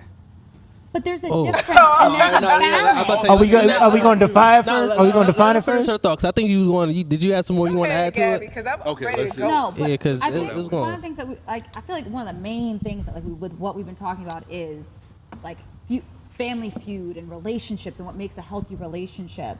And please let me also note that I'm not saying that women do not have stigmas that we need to overcome as well. I'm not Facts. saying that there are not flaws that women also have. That's not what I'm saying. But what I am saying is you guys cannot sit here and say that there are not a lot of really toxic things that the Black male community puts out and has that that you guys think you have to uphold. We were just talking about Samuels. Like, that is a great example of just toxic Black culture, in my opinion. Your opinion. And I just say my opinion? I said my opinion. I think that when it comes to those stereotypes that have been perpetuated throughout the Black household, those stereotypes are not created of positive experiences. And they're not created with women in mind either. No, but they're only created when there's a lack of. Yes. So, like, let's say and I was considering how it feels for you as a male to pay all the bills and do this and da-da-da-da-da. And I wondered what type of pressure that puts on the man to perform those ways, and what types of responsibilities does it leave for the men, and then what does the women compensate? And I think if we stop comparing the roles of a man to the roles of a woman and decide how we can fit with each other, I completely then agree. we can start to blend those divides. Because if you look in historical events, women were behind the scenes because and the men showed their face, and I think it was because they're portrayed as strong. If you look at images of influential women, they're always seen looking out the window. There's a light in their eyes. They're never taking pictures with themselves head on. But and those are all representations. Like if you look at your superheroes, who saves the day and who assists. So all of those cultures of stereotypes are not, I don't see them created out of a positive experience. It's always created as a lack of. And this is, so I want to, I'm sorry that I'm bringing up again, but it's this, he said, women of value, what makes a woman of high value, right? So this is the thing that we discussed. But let's go backwards a little bit. What also makes a man of high value? What makes a person of high value? Screw the gender. What makes a compatible person of high value? It is not a lot of these stigmas that we set on it. It's not how she's dressing. It's not her weight. It's not how much money a man is making. It's what is being brought to the relationship. It's the support that is being offered. It's the communication. It's what you're able. It's the thing that you don't like to talk about, but it's also true. What are, in my opinion, the healthy relationships that I have witnessed? Can I ask a question though? Can I just say this one last thing? Oh yeah. So I think what makes for a healthy relationship is when two people are able to fill in those areas of weakness to help uplift each other. And I think a main issue is we keep looking for people who are already complete, and it doesn't exist. And that is my point. I appreciate your point of view. I appreciate your point of view. My question is, do you think that we live in a true patriarchy? Yes. We live in a true patriarchy. No, I don't. Okay. I don't. I think because the households, like even I look at my household, my own household, I see that my household has a lot of broken standards. There's a lot of broken standards, a lot of and I don't know where I would place the reason why those standards are broken. And I think that if we lived in a true, even in my own relationship, I don't think he even feels like he leads. I don't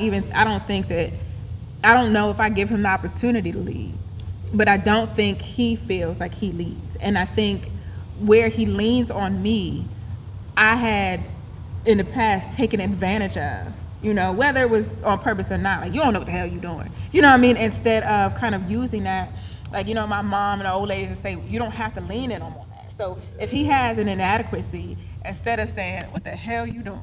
You know, we as partners could take that opportunity to teach them. Yeah. And sometimes you raising the motherfucker, but when I say, sorry, this little slide, but you are, because like if I've never supporting him grow, right, but if you take it as I did this for you, it's not going to be received.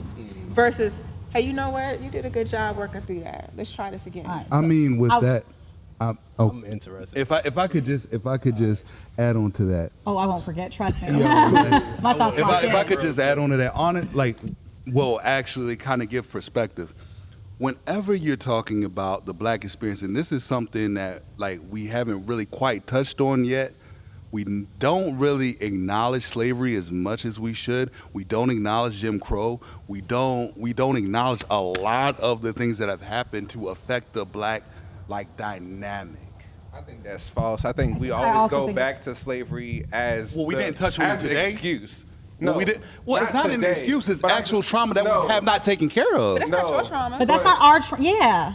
So You know what, and I ways might it be was wrong when I passed say that's down, not your trauma, but what I'm saying is I've refused to think slavery is a part of my history. I think slavery interrupted my history. Nobody took dumbasses from Africa. You took doctors, scientists. Well, I'm about to say, yeah, my favorite quote is, if we start history as slavery, everything looks like progress. So, But it was so part of yeah. Tell me how it affected you. How did slavery, how old are you? I want to go back to this. I mean, he's patriarchal speaking thing. English. We're getting off topic, and I don't want us to lose it said because I I'm had something really important I wanted to say about it. Okay, but I'm curious, and 'Cause I need I'm your- I not need coming your for you. point.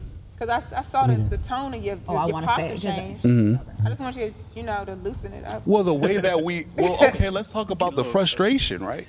Let's talk about the frustration in our community for real. Like the way that even men are looked at in our community. Like I think we touched on it on our last episode. During slavery, we were put in a position where we could not even protect. Like so, when we talked about the first episode, we were put in a position where we could not protect or provide. Very unique position for specifically tailored to the Black community. When we talk about access throughout time, being able to progress through positions to be able to have financial gain, that has not really improved compared to our other counterparts. Not even compared to other minorities. If you look at our numbers, between Black women and Black men together, we are still far behind other groups of people. But I think that's the problem, that you're comparing to your counterparts. But if you see my competition, But we have a unique trauma within this country. You would be it's right. very unique. You would be right, but I can't fix everybody. I can fix myself and then contribute it towards the community. All right. But I just don't think. Hold on. I'm a hold but I for you. I also got you. think that okay, so those hotline bling. So I also, but I also think like how she did that shit. those parts of the community that have been stifled from moving forward. So like let's take that in an individual sense. So those men, let's take one man, not those men. Let's take one man who feels that he's stifled by his counterparts in his community and how he's looked at. How would you like for me to look at you? How would you like for me to look at him when what you're presenting to me is unstable? So let's say my man has a job. He works. He goes to work faithfully. There's no problem with that. He pays bills. Everything like that. But you are. Let me just take a typical where you're not. That's the relationship. You're dishonest. So how can I look at my man in this lens and build him up if you're not being 100 with me?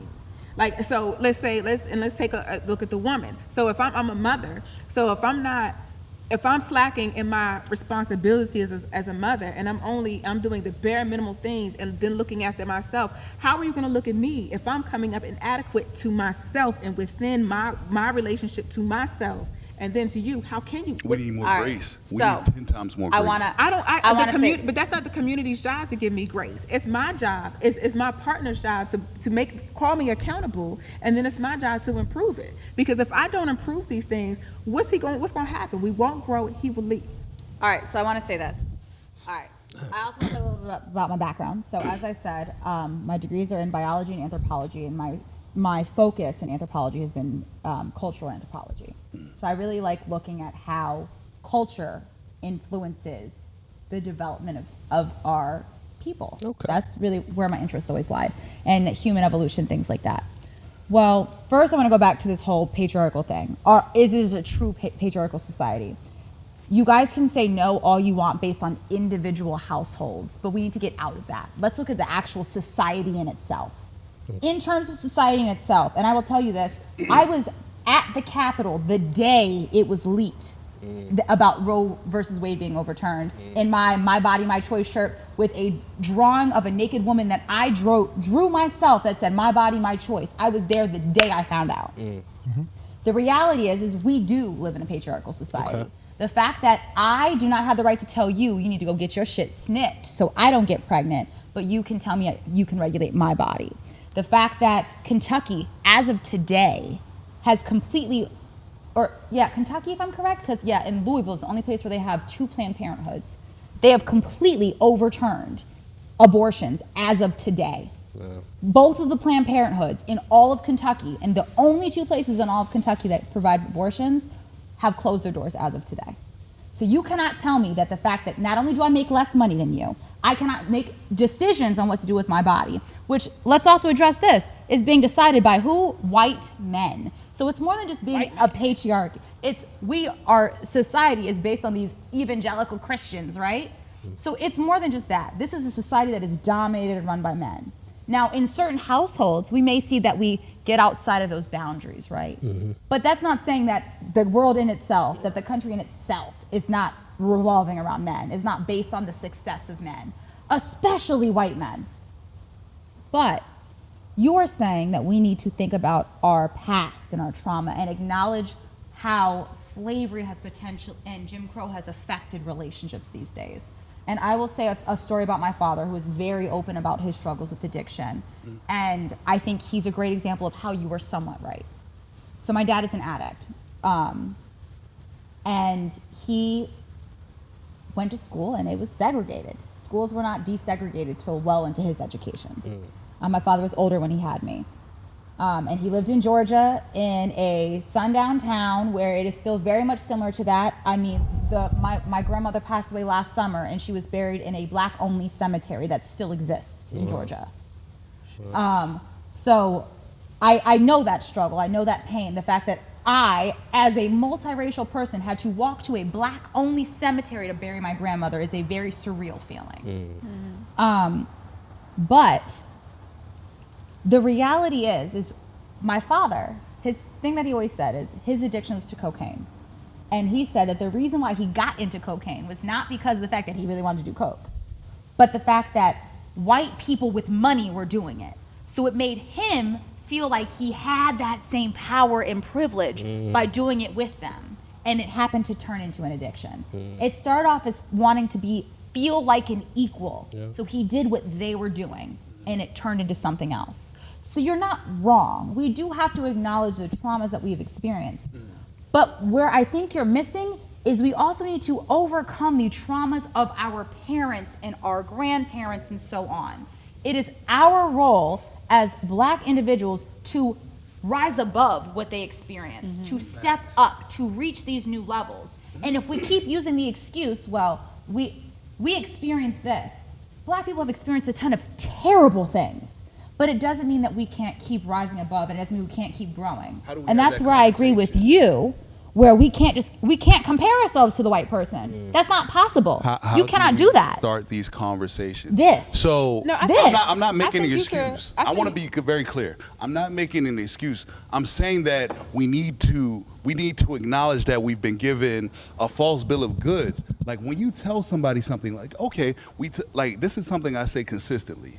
When you look at a kid and when you look at a black boy specifically, and you ask them what they want to be, especially when you're talking about urban communities, which like black people were sent to. I'm a high school teacher. I have to deal with that every day. I understand that, but please let me finish. So post-slavery, we were sent into urban projects in droves. These are the places where they sent us. There were certain places in which we could not buy land, so they put us in these communities, right? what happened, like what became Chicago, what became Compton, what became Baltimore, where I'm from, like what became these communities, when you talk to them and you ask them what they want to be, they want to be something in which there is a 0.0000% chance, like 1% chance of being, right? So when you take that as far as their goal, right? Let's say you want to go into healthcare, law enforcement, or STEM. There is, if you shoot for if you go for the moon, you can at least land on a cloud somewhere. There are a multitude of professions. But if you want to be the next biggest rapper, there is no fallback for that. If you want to be the best football player, basketball player, because we're really not into hockey or anything else, because most communities will not provide equipment to be the best at those things. What is the fallback from that? And that is the vast majority of what they want to be in the community. So there's not really much of a fallback to that. So in your response, I listened to what you said, and I see you seem very passionate about it. Yes. Now, I don't think, and I mean, we just have to Agree to disagree. agree, but I think I cannot support the plight of the black man. In the sense that I'm black, there's no secret. In the sense that I can't, because you know why? Because at some point we can acknowledge it, okay? And so just for context, I'm from New Jersey. My father's from Newark, down the street from the riots. Okay. You know what I mean? My mom was a high school dropout. When I got my master's, my mom got her associates. My dad never went to college. I'm the first one to make it out and to get a degree. Okay? So, and if you wanted to go into the civil rights movements, and the reason why those locations were created, like the ghettos and the Chicago and the Baltimore, whatever you want to call those urban communities, were because of the efforts of the Black Panthers and other civil rights movements. They created housing for low-income people to reside in. Okay, so that wasn't that. So, and it just turned into that. Like, so there were, Martin Luther King spoke about the Vietnam War, and they shifted money that was supposed to go to low-income housing to go to the war, meaning there was money that was there. So it's not as if those places were created for that reason. That's what it became. Okay, and it was supposed to be temporary, but I also have to consider what our people were able to do. Now, when it comes to their aspirations, they desire to be football and basketball players because that's what's presented to them. And that's what they see. Yeah. Right. So if you want them to aspire to be other things besides rappers, show them. They have to be shown that. Children can only ask for the things that they've seen. And then the last part about it that I wanted to add is that the disadvantage is that, so we don't have a lot of black children who want to go into law enforcement or healthcare or HR, because that have been shown to us, but because we make so many, and it's part of our community, our village, that you're not teaching me how to keep myself and make good choices. So when it's time for me to apply to those locations, I'm no longer eligible because of the decisions I made in my past, and my character is tarnished. So I think that when it comes to, I don't think that the plight of the black man is gone, but I think even in the civil rights movements, those leaders encourage you to work within your communities, and that's how you win. You work small, and then incrementally your deeds will be realized. And if you look in other cultures, now I do have some feelings because you have your Malcolm X who said black nationalism is the only thing that is progressive. If you look at every other culture, they won through their own nationalism. They achieved their own freedom through their own nationalism. And I think that, going along with Gabby said about her father, seeking cocaine because it made him, that was what it sounds like to me. He didn't have any other choice to be comparable to his white counterparts than cocaine. And it's only for a moment because those cokeheads also had careers. So he couldn't compete on their career level, but he could compete in their recreation. So I just think that when it comes to that aspect, that if we work small and within our community, because the only thing that the Jewish people do is they give back to the community. Only thing white people do, not only, but what they do is they give back to their community. Yeah. We don't invest into our own. Same reason why them HBCUs are always begging for money. The same reason why, if you look at other cultures when they have their own housing, but you see, 15 heads come out that 2-bedroom, they know how to stay down they're not getting along. They are not getting along. They ain't. But they're willing to hunker down until we get in there. I think that's the part, the puzzle piece that's missing. So I'm going to address that, right? So, because we addressed this 2 episodes ago or 1 episode ago. So, we've tried that. we've tried black nationalism, right? And even before the civil rights movement, the reason why they pushed for the civil rights movement is because we had strong black nationalism and we were targeted for it. Every time we figured out what the rules were and we excelled at it, how dare they? Isn't that a sign of success? They try to stop it. Yeah, That's you know a what I sign mean? of it being Like, successessful. To a certain extent. Only to a certain What- extent. can we say See, that's a but- sign. So what I'm talking about from my family history, right? So these gentlemen know what's going on. So I'm a descendant of Bass Reeves, right? Like that's my lineage. So black law enforcement, that goes way back in my family tree.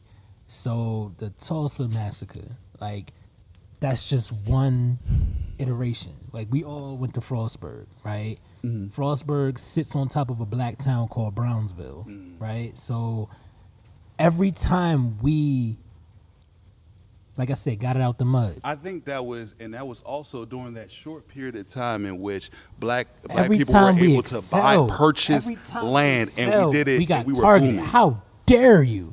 Who the fuck taught you how to do that? So what you do? That's one Well, of what's the alternative? So We- I get what you're saying. 'Cause they did target, you know, because they see. I also see. There's a other picture. They there's didn't a larger target. picture. They obliterated. They You're right, burnt. because- They Flooded, obliter- burnt, They built obliterated. parks You're on right, top of and our I'm not going to shit, take that the away. Great Lakes. I saw. I was watching the news. We Atlantis. How the We are Atlantis, Atlantis. for real. Like for real. Atlanteans. how real the life. Tulsa massacre. They went there because they were not targeted, obliterated, as you said. Exactly. But And I you- also and you feel won't like, learn that but what do in you school do? books either. So what's my resolve? So am I about to like one of the parts are that, you know, like when I understand what you're saying, that they're targeted, but we also don't have the ability to leverage, you know, because there was. Well, I feel like we have to learn how to coexist and communicate. Whether we want to admit it in certain situations or not, black men and black women are in this together because we black people and we're seen as black people to the outside world. So let me just say that flat out. Okay. So when we've had multiple, I think what he's saying and what I'm saying is that we have had multiple. We can't be at each other's throats. Because we've had multiple movements in which we were working in unison. So when we're working in unison, they can obliterate us. So like even right now, we're not together. That is the problem. That is our brain. That's the reason why we created this episode to talk about that. We love y'all, and we know y'all love us, but it's like we not saying it. Can we be solution based? Can I go a bit extreme What's up? and give an extreme perspective? Okay. This is, and I'm going to say this in extreme perspective. Might get some hate off this, but honestly, I don't really care because I'm never one to hold back my tongue. All right. So first thing I'm going to say is, I agree with what you guys are saying, and I think the reality is there are actual structural issues with society that continue to keep the black community where they're at. I don't think that this is something where it's an easy, we're just going to come together and thrive. And I'm going to say this based on a personal experience that I am dealing with right now. And I know that some people who might even watch this might not even count me as a black woman. And I also acknowledge their opinions and things like that. But I want to say my experience. So, Hey, fuck them. Yeah, real thank shit. you. Facts. I appreciate you guys. But I am a first generation who will be going to medical school. My father has nothing but a high school degree. Most people on my father's side of the family have nothing but high school degrees. If high school degrees, we are GED. from the absolute poorest places in Georgia. And I love my family to the core. And they have brought so much history and culture and love into my heart that I accept. But I also know that a lot of them have been stuck. Now, I told myself I did not care. I was getting out of that. And that's one of the reasons why I jumped to medicine. Between my health issues as a child and wanting to have a better life for myself, I was like, I'm going to be a doctor. Now, I'm in the process of getting ready to go to med school, and I'm dealing with a struggle that there are only 2 other black people who are in my med school class. 2 of 288 students. There might be a few others who maybe haven't joined the group, but who I've interacted with 2, maybe 3 other black students. In the medical community, less than 5% of all physicians in the United States are black.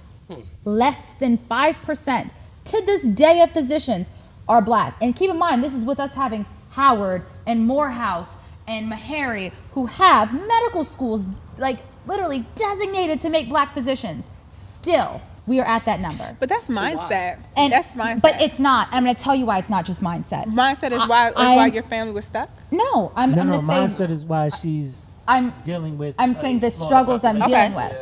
The reality is a lot of the white and Asian people who I'm going to school with come from generational wealth that sadly do not exist in our community. Now it's coming. It's improving. I'm not saying that it has not improved. Right. And I mean, let's think about it. We're in PG County, one of the wealthiest. It is places. Every time they talk about it, they target us. Yes, of course. For African Americans. Atlanta's still number one. Go after them first. I said one of the highest Easy alone. for African Americans in the United States. Right. Even with that, I'm trying to find housing for an apartment for med school right now, and I'm struggling. And do you know what other students are doing? Their parents are just taking care of their houses for them. And me, I'm over here trying to find a random roommate off of Facebook Marketplace because my family does not have that money. Yeah. Because I cannot afford that, because I do not have that generational wealth, because my family is not college educated, because we don't have the money to just send me off to school. You know what the institution's saying? Because me and my wife had to deal with this when we got into real estate. Just borrow from a family member. And that's what they keep telling me. I don't have a family member to borrow from. And they can't comprehend it. I don't have that. They can't comprehend it at all. What do you mean? So, and now I have a point with this. I have a question. So Yeah. do you think we're truly, so I think I always say, like, we're the most educated but statistically underpaid generation of black people, right? Like, so we're very educated, but I think, like, you know, for what we provide in a lot of roles, I think we're underpaid compared to our counterparts. I think that there's and I think this is really my point with this. A lot of other people, including some other minorities, such as Asians, they have a stepping stool already. They have that assist. A lot of us in the black community do not have that stepping stool. We don't have that little high chair to lift us up a little bit and get us to where it's at, which means you have to put in the additional issue. But then this is where I wanted to come back to. You said that the kids who want to be these things where they have 0.00001%. Do you want to know another reason why they want to be the 0.001%, why they want to be the football player, why they want to be the rapper? Because they no longer want to struggle. It doesn't just have to do with the fact that they want to be a rapper. They want to have money and to not struggle. And I see this every single day with my students. And do you want to know what I do when my kids tell me they want to be a rapper? And I have this happen constantly. They play songs for me. They play them on my smart board. And I let them play their little songs for me. I do. I support it. But what I tell them instead is, instead of saying, no, you should not aspire to be a rapper because only 0.0001% can do this, I spin it a different way. So you have a passion for music. Have you considered music engineering? Have you did you realize that the producers are really the ones who are making money? And do you want to know what? It's not 0.00001% to be a producer.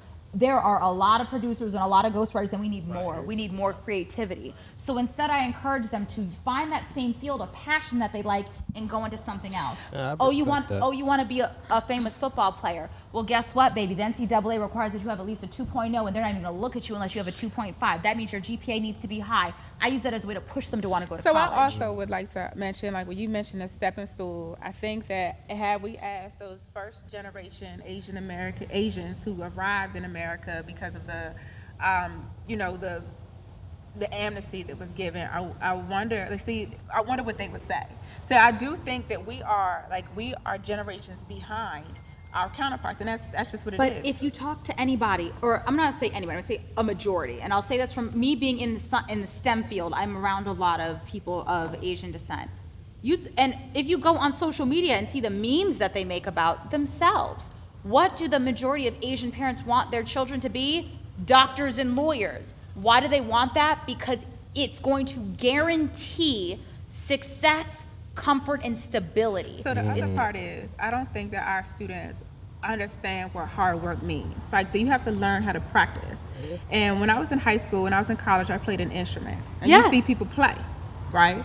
But you don't see the hours in the room getting over that break, or understanding your rhythms, or learning music. And I used to, because I went to a HBCU, was a dream, and I never saw him play with the lyre in front of him. You had to memorize that music. So I had to train my brain to memorize phrases and patterns. And then, I kind of, made it cool because I'm a nerd, and I would look at pat phrases, but what I'm saying is, Beautiful thing, man. but they don't It is. understand how to practice. And like, so that It's the football graphic. player that you want to be, or that doctor that you want to be, or the struggle that they're describing, I think that there's an added segment that we need to let them know what it means to see progress. And then sometimes that progress is, I know we don't talk about him no more, but I'm gonna say the Cosby Show. And he's like, you want to learn how to play the drums? You go left, left, right, right. And he's like, I ain't playing that shit. I don't have time for it. But he was trying to tell him is that's how it starts. And I think that as with our communities and with our relationships, we have to take those steps so that then the product that you see is the beginning. So my dad was always like, I'm like, Daddy, you ain't never failed nothing.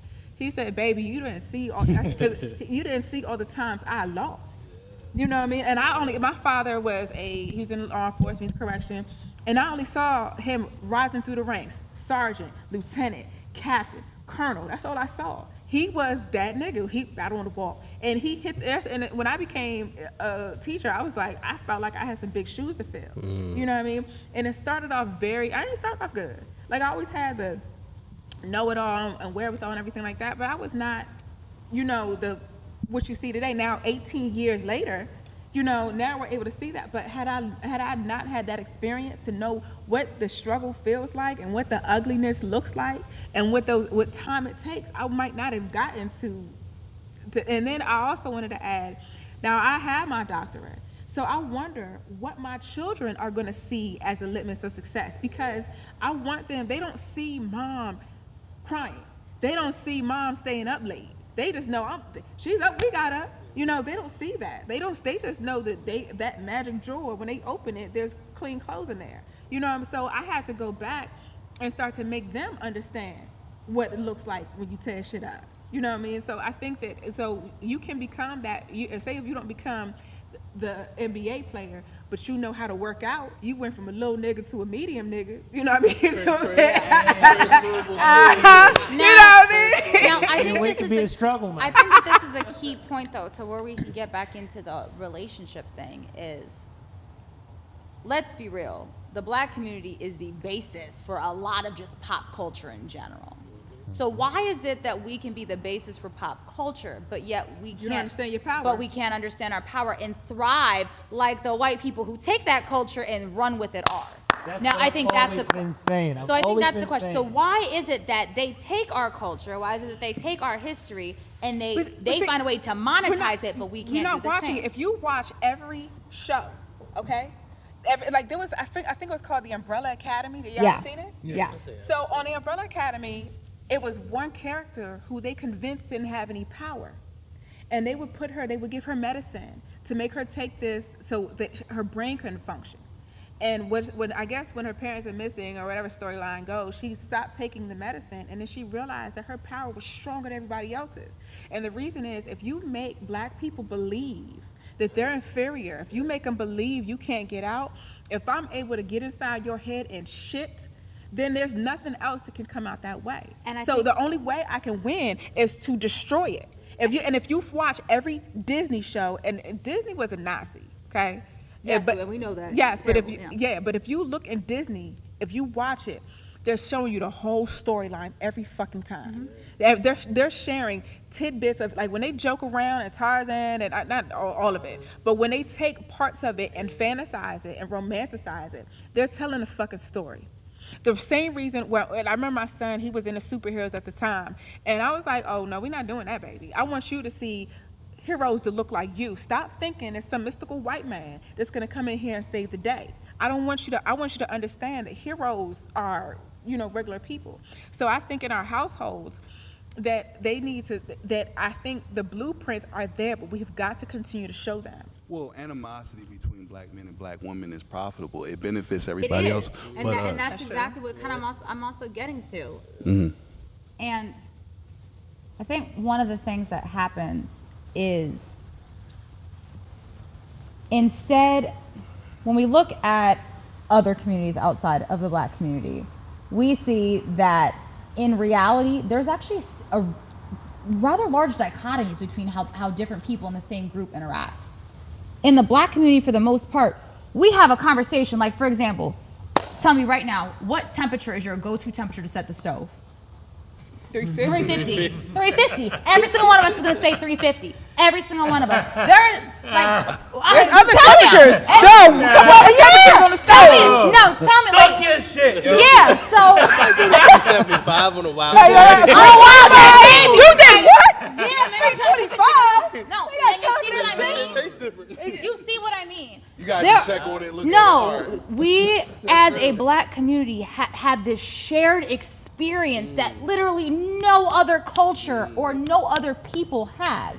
And I think if we were to take that into But relationships, that is the superpower. And that's my point. That's the superpower. Like, and then you keep trying to pull from it. Like, if you notice, and you mentioned it before, everybody pulls from the black community, but our magnificence has come from those struggles, the inadequacies, our frustrations. We fix things. I saw this 2020 special on the difference between a dry cleaner in an affluent neighborhood and a poor neighborhood, and they clean the clothes the same way, but the poor neighborhood did more to get stains out. They had little tricks of the trade, or they would find ways to disguise a tear or a rip or something like that. Where the white would just gave it, hey, that's how you came it in, that's where you brought it. Look, we don't claim the responsibility.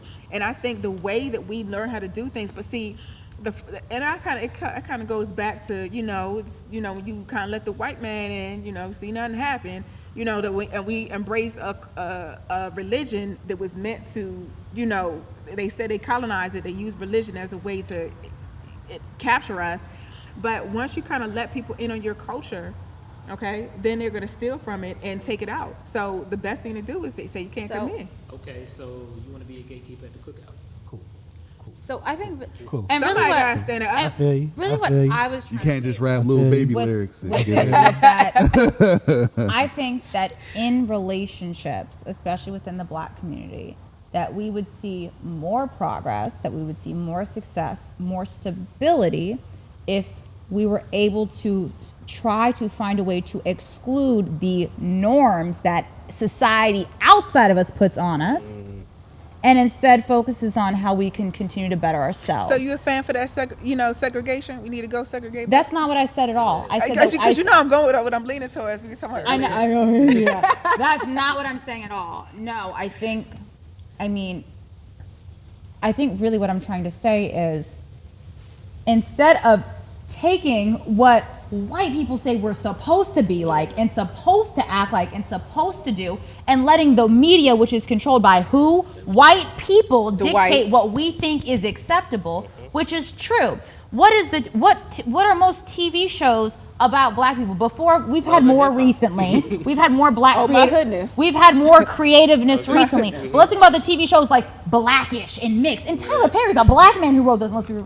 But we're not going to go there. Yeah. My point is, though, we let that tell us what's normal. We let that tell us that black men aren't supposed to be upset or go to therapy or have moments of weakness. We let us think that black women have to be so strong to the point that we push men out, because we also don't know what's going to happen. And I will say this, I fall into the basic black stereotype that my father walked out on me. I fall into that stereotype, and maybe that's part of the reason why I'm such a hard ass and why I don't just let people in. But at a certain point, we have to push those stereotypes out and find a way to compromise, which we happen to not be very good at doing. I think we're not. You know what? I have a thing about how people fall a victim to their id. Basically, your That's desire. psychology. Your I know you like this, Earl. so your desire unencumbered by morality, like what you really want, like what your desire really is. So I have a thing about that, like you're not confronting it, like you're not really being truthful with yourself. Ducking the smoke. Yeah, you're ducking what you really want. I don't think the black community asks itself why enough, because it's a scary. Because here's the thing: the black experience in America, not in Africa, with Not in England, not in Canada, in America. United States, because there's multiple Americas. Yes, the United States. United States, yeah. Thank you, Mr. What is it, Negro? Yeah, that's me. Okay, thank you, Negro. I just wanted to say that shit. Mr. Rowe, it's cool. All right. Mr. Rowe. So I think that it starts with asking ourselves, like, why? Because, like, there's some days in which you can be in a funk, but you don't know why you're in the funk. And I think us as a black community, they say like, hey, like once you acknowledge, you know, like once you're knowledgeable about like systematic racism and the struggle that you have, like it's almost impossible to be sane and exist in America. You know what I'm saying? To create a certain to exist at a certain level of sanity. When we look at ourselves as black people and we think about the way that we move and why we have the set beliefs, why we follow a certain template, we're scared to ask ourselves why, because then we would be confronted with something that's absolutely scary. It's scarier than any horror movie that you've ever seen before. And I think that's the first step. Like, you got to ask yourself, why do I feel this way? And how do I move forward so I can have a certain point of, first of all, productivity, so I can be able to live a productive life, but also have a sense of peace so that this life won't just be something that I exist in, it's something that I can live in and enjoy. You know what I'm saying? Like, we never want to do the hard work. It's easy to go out, it's not easy, but it's easier to just go out there and just try to ignore certain traumas. All right, well, let's also say this. Mm-hmm. Let's go back to kids, and because ultimately you have to learn new behaviors or unlearn your bad behaviors. Mm-hmm.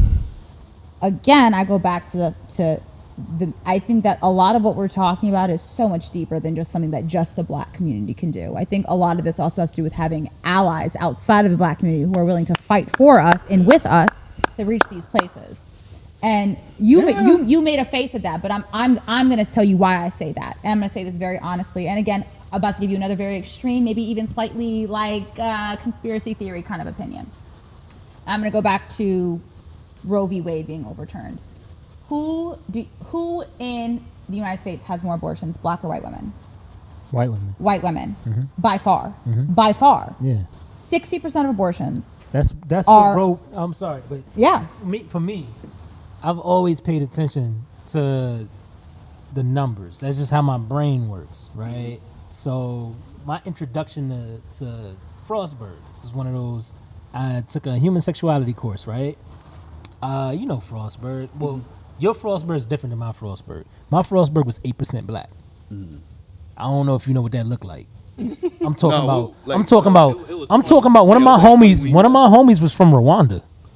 Yeah, that shit was crazy. And he so, went to Frostburg? Yeah. Gas. Yeah. Culture It was shock. wild. Yeah, Crazy it shit. is. So I remember being in a class, and I remember we had this conversation.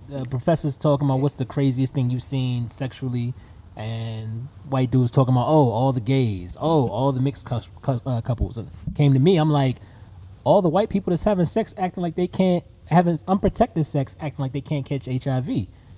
And then coming back, all the white people, I'm talking about the class, all the white people was looking at me crazy like, yo, the fuck?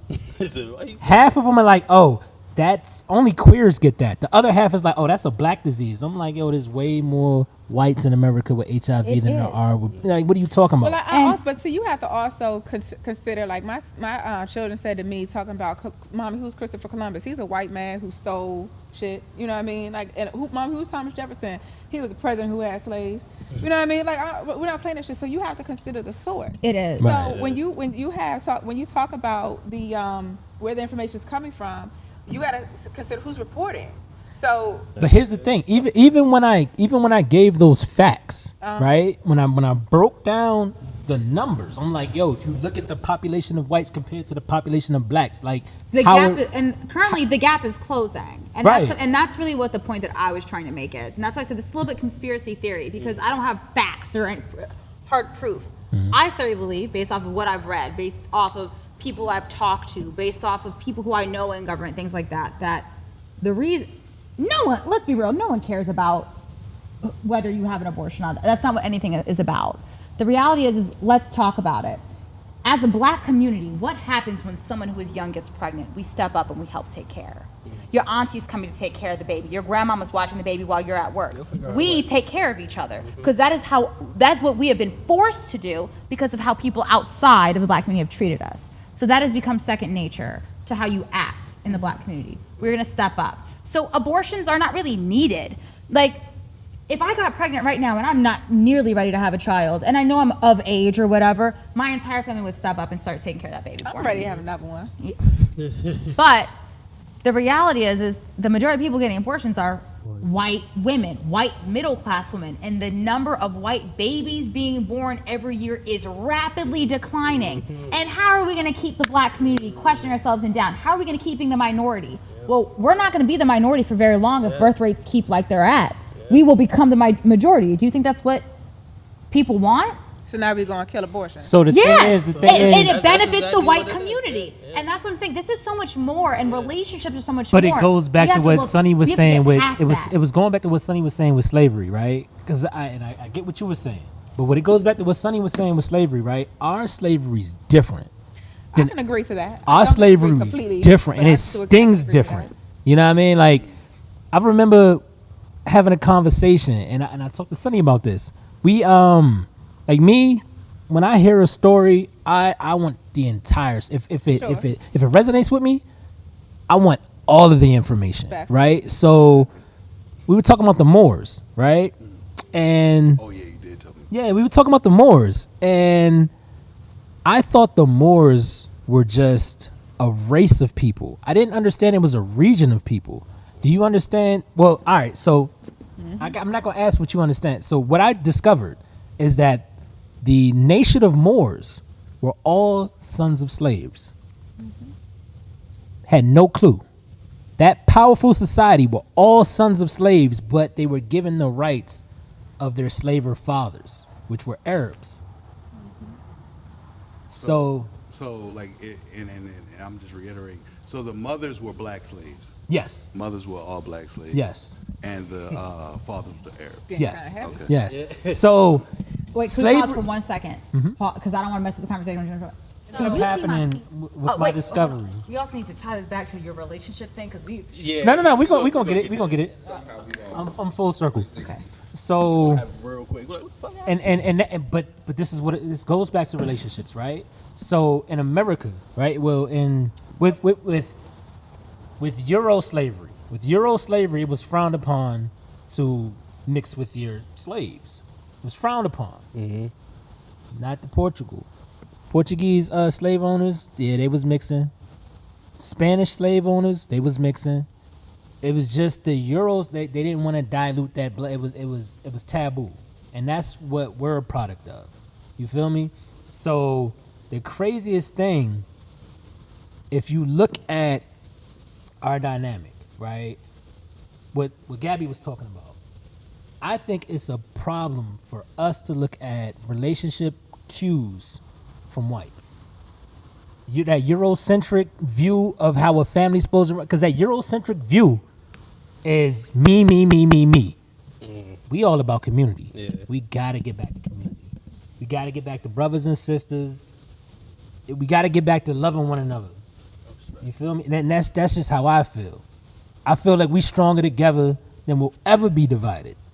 And I understand, and that's why my whole thing is the reason they don't want to teach CRT in classes is because the real offense is going to come when it comes to those Jim Crow laws. Again, you have to watch who's telling the story, because if the truth comes out, like like the man in the iron mask, you know what I mean? If the truth comes out, or the Three Musketeers, one of them was black, you know what I mean? You know what I'm saying? I think the author of the Three Musketeers was black. Yeah. So, but if that truth comes out, what the fuck is going to happen? Yeah. If the truth comes out, how Rockefeller made his money, you know what I'm saying? What am I going to do? What am I going to do? It's sort of like having a child I'll never claim. You know what I'm saying? Like, nobody know about. So I have a question, and you as educators would know better than me. Aren't they, isn't there certain, maybe areas in the country in which they're trying to, change the story of slavery in itself? Like, they're trying to say that we are forced immigrants? Yes. You mean all of it? So what they do is what I've noticed. That's the attack on CRT. Okay. I didn't understand what that was. There's also a section Critical race that critical race they'll theory, talk about. I remember in high school, not high school, but in grade school, when I learned about slavery, was one paragraph. You know what I'm saying? But you weren't talking about all of it. I didn't know that sometimes they would they don't talk about the ugly shit. How you tie how they used to eat us, how they turn us into furniture, all of that shit. Yeah, they don't talk about that. They don't talk about that. They were talking about the buck breaking, You know what I mean? How they purposely, everybody goes back to the book how he would have this system how you break a man by breaking up the family, and that's why they shit them all over the place. But you're not talking about how you would purposely take them from different locations so they could not communicate with each other. You're not talking about the ways you terrorize women when motherfuckers lost their mind because they couldn't believe what they saw. And that's what we were trying to get to, how all of that plays out today. How you take that family and you split them apart, and then you take people from different regions so that I don't know you no more. I can't ride for you because I don't really know you. I see you as a potential threat than a potential ally. 9 times out of 10, that's how we have so many sects of the black community. Even when I meet some, forget gangs and everything like that. Now let's talk about gangs, because I got family. I got family that had to deal with some nonsense, like family, blood members, part of 2 different gangs. Oh, I can't fuck with you. Nigga, you're cousins. So what do you mean? So one of the things that I do when I teach, and especially biology, is one of my favorite things is when we get to genetics. And while I fully acknowledge these and clearly own the sense of community the black community has, I teach about the fact that race does not exist, technically. It is not a real thing, and I teach that in my biology class. The only race is the human race, and the reality is white people have used race and skin color, which are really just biological adaptations to geographical locations in order to divide us. And I teach that. And I don't care if it's extreme. I don't care if a parent's mad at me for saying it. I explain it. I explain the reasons for biological differences. I explain that the reason why black people have darker skin is because they live closer to the equator. The reason why we typically have broader noses is because of the humid air that we're having to breathe. Tighter hair. And yes, I explain all of these things. So I teach this when I teach genetics. I explain to my students that in reality they are no different than the white kid who's sitting next to them at the back of the class, aside from the biological differences, but it is all the same. And if you talk to any anthropologist, if you talk to any biologist, they will say the same thing. We as people look at race like we look at species, and it's not. It's not. The only race is the human race, and we have not accepted that. And we as white people have accepted the fact that other people don't accept that about us. But like you were saying, when we start to look at modeling for relationships and things from white people, it's going to change. But that has nothing to do with race in reality. That has everything to do with culture. Because you want to know what? There are differences in culture. And I'm not going to say there are not differences in culture. And I can say that because one of the reasons why I am not very close with my white side of the family is because I have differences in our cultures. That's not the culture I was raised in. I don't understand that. It doesn't make sense to me. But it doesn't mean that we can't acknowledge, look at, and learn from other people's cultures. And that's why I personally think that everybody should take an anthropology class. Because I think some of the most bigoted people, when they are forced to actually look at where these things originated from, and I mean really look at it, it changes it. And this is based on sexuality. This is based on race. I mean, a lot of things have a completely different mindset when you actually look at why we've established these ideals. And I think that one of the big ways that we're going to improve relationships is through education. And that's such a big thing for me. And now I'm a teacher, so maybe that it's like given. Of course I'm gonna say, of course, we're gonna change the kids. But I'm not even talking about at school. I'm talking about at home. I'm talking about what are you doing as black parents at home? How often are we reading with our children? How often are we teaching them about, we need to do these things. We need to discuss with them that you can do better than me.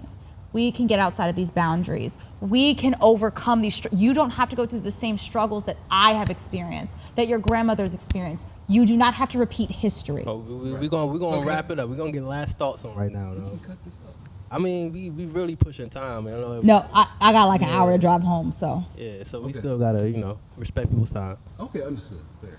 He said, respect my fucking time. I want to go. He said, I'm trying to get the fuck out. He said, I got a bitch. You want to throw some ass tonight? Let's go. We played to wrap it up. He was trying to say it politely, but I'm going to call it out for him. Nah, you go ahead, though. So, you feel me? Listen, you have to go to Baltimore. I have to go to Montgomery County, Rockville, Maryland. So you got to go an hour one direction. I got to go an hour the other direction. Where are you at? Almost The North top Baltimore. left. I'm almost damn near Pennsylvania. Ew. Sorry for you. Yeah. So, the fact that you're educated, like, do you think, like, I kind of hear the, like, the notion that, like, it's easier to build up like children than fix broken men. What is the term? Yeah, it's summer. No, summer. okay. That was a bit of an extreme statement, in my opinion. And though, of course, children are more malleable because their brains are still developing. Of course, like that's a given. Of course, it's gonna be easier for us to teach people young. That's why we want to teach foreign language at young ages versus older ages. That's why we start teaching our ABCs at freaking 1, 2, 3 years old versus later. So of course, that's a given. But it's more than that. But I think that it's already happening. It's already happened. Like I could see dynamics in the student body that were not present when I was a high school student. Even though it's been, 20 years since I've been in high school, I still think that those changes are happening with their tolerance. My only issue is that they keep moving the mark. So once I remember there was this whole issue about homosexuality, oh, you gay, you this and that. And now there's a strong tolerance for homosexuality, even if they're black gay versus white gay versus Asian gay. But I think what's happening is you keep moving the target. So let's say, I remember when I came out of high school, they pushed go to college, go to college, go to college. I went to college. Now you're saying you need experience. We could be college or career ready. So, it's still like you keep fucking with the matrix, but it's not even just the matrix. It's who's moving the pieces. Right, so This will be 2 seconds based on that. 2 seconds. One thing I'm going to say about that is, where are they doing that? In the black communities, because I went to school in a predominantly white county. I went to school in Montgomery County with all white people, and I can tell you that I didn't graduate from high school very long ago. It was 6 years ago that I graduated from high school, if 6 years ago, just graduated from college. You too. They didn't tell us that you could be college or career ready. We only had the option to be career ready. But where are they saying you could be college or career ready? In BG County, it was predominantly black students. Go look at the white counties and see what they're telling them. They are not telling the white kids that they can be career ready. But that's not. I'm a college bound. I'm all college all around. But I don't know. I think that's where you kind of get those ideas. Like if I want to be a ball player, are you explaining to me that I have to go to college to get, my best chances of being drafted into the NBA are through college, or because I still think that those are the tools. So it still goes back to community with me. It's always gonna go back to community with me. So my time at corrections, I've got two sayings. That I commonly quote. All right, if you go to the juvenile detention facility that I worked at, there's a big wooden placard that says, "Please spend time with your children so we won't have to." And there was another quote that they used to say to us all the time, like, if we can get past the feelings of adults, we can start to focus on the future of our children. Feelings of adults. You're right. Our kids are much more accepting. They're not as hard. They're willing to learn. Yeah, they're willing to learn, forgive. And with us, it's just ego. That's We it. got to get past that ego. Yeah, I definitely see that. It is, and you want to know what? And I'll say this. So we go back to submission with it one more time. So today I had a conversation with a student, and I have sometimes atypical conversations because they tell me a lot. And I know it's because I'm young, so they feel like they relate to me and things like that. And I also appreciate it. I tell them all the time, you will always have a safe adult who you can talk to and ask questions to with me.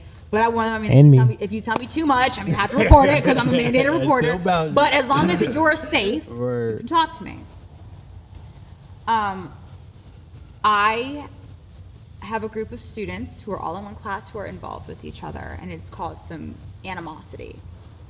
And while some people would just overlook it, I sat down one of the students who was the center of that animosity, and I just had a conversation with him.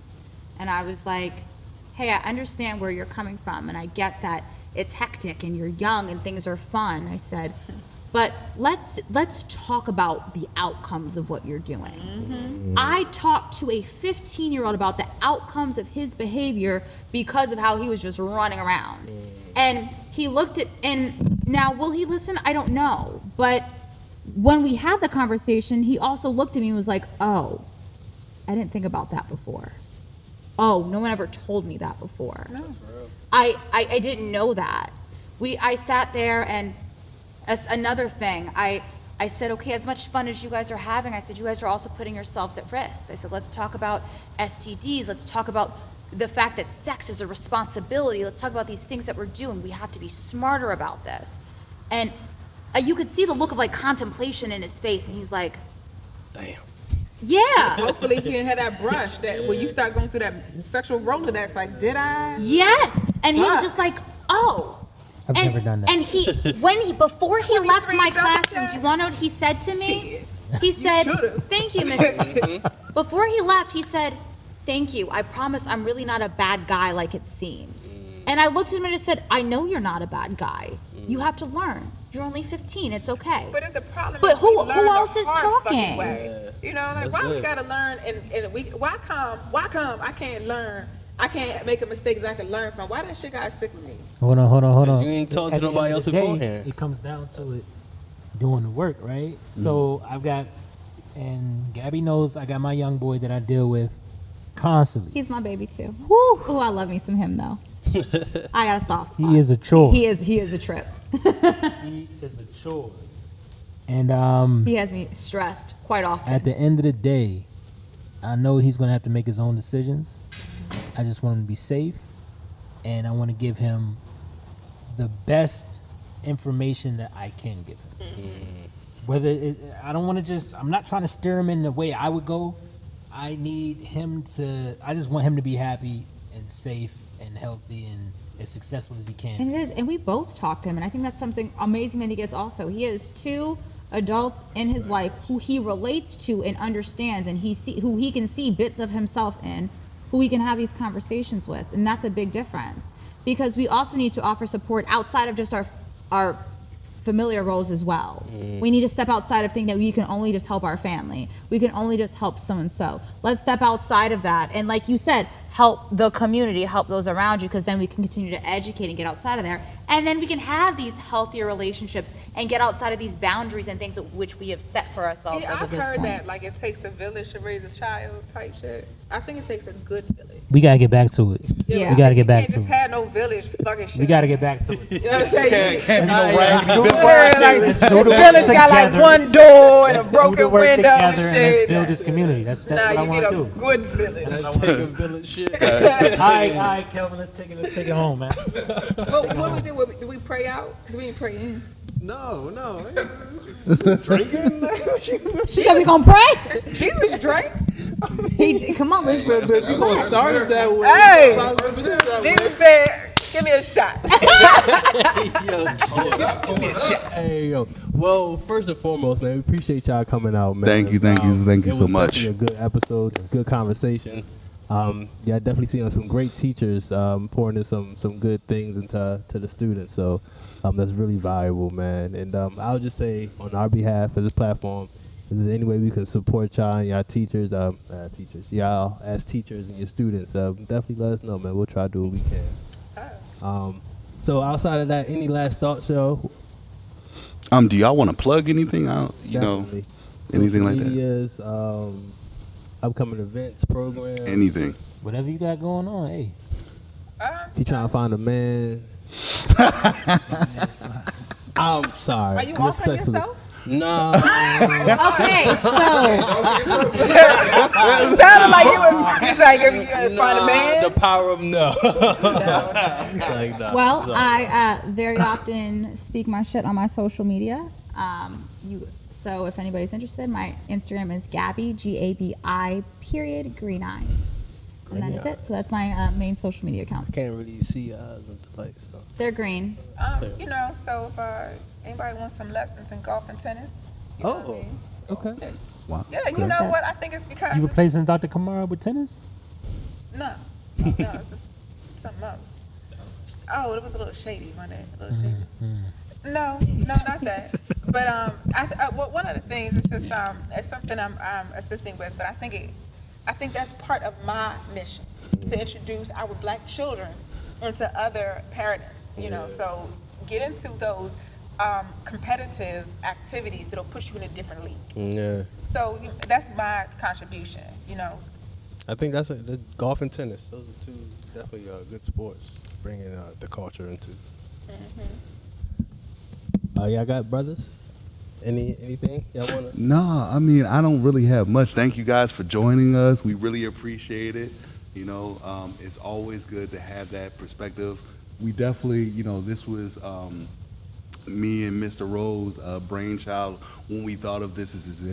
This is exactly, Inception, this is exactly what we wanted it to look like when we brought this up for this web series. So we thank you for your appreciate you. contribution for this. Thank Thank you you for so having much. us. That was well said. Good stuff. Good night. Okay, cool. Wait, right. we done? Last things, follow us, WGB Podcast on Instagram. What's good, bro, on YouTube. I'm going to say Facebook too, but y'all already know how that rolls. You feel me? We appreciate y'all support, man. Thank y'all for listening. Appreciate y'all rolling with us. Cool. And that's it.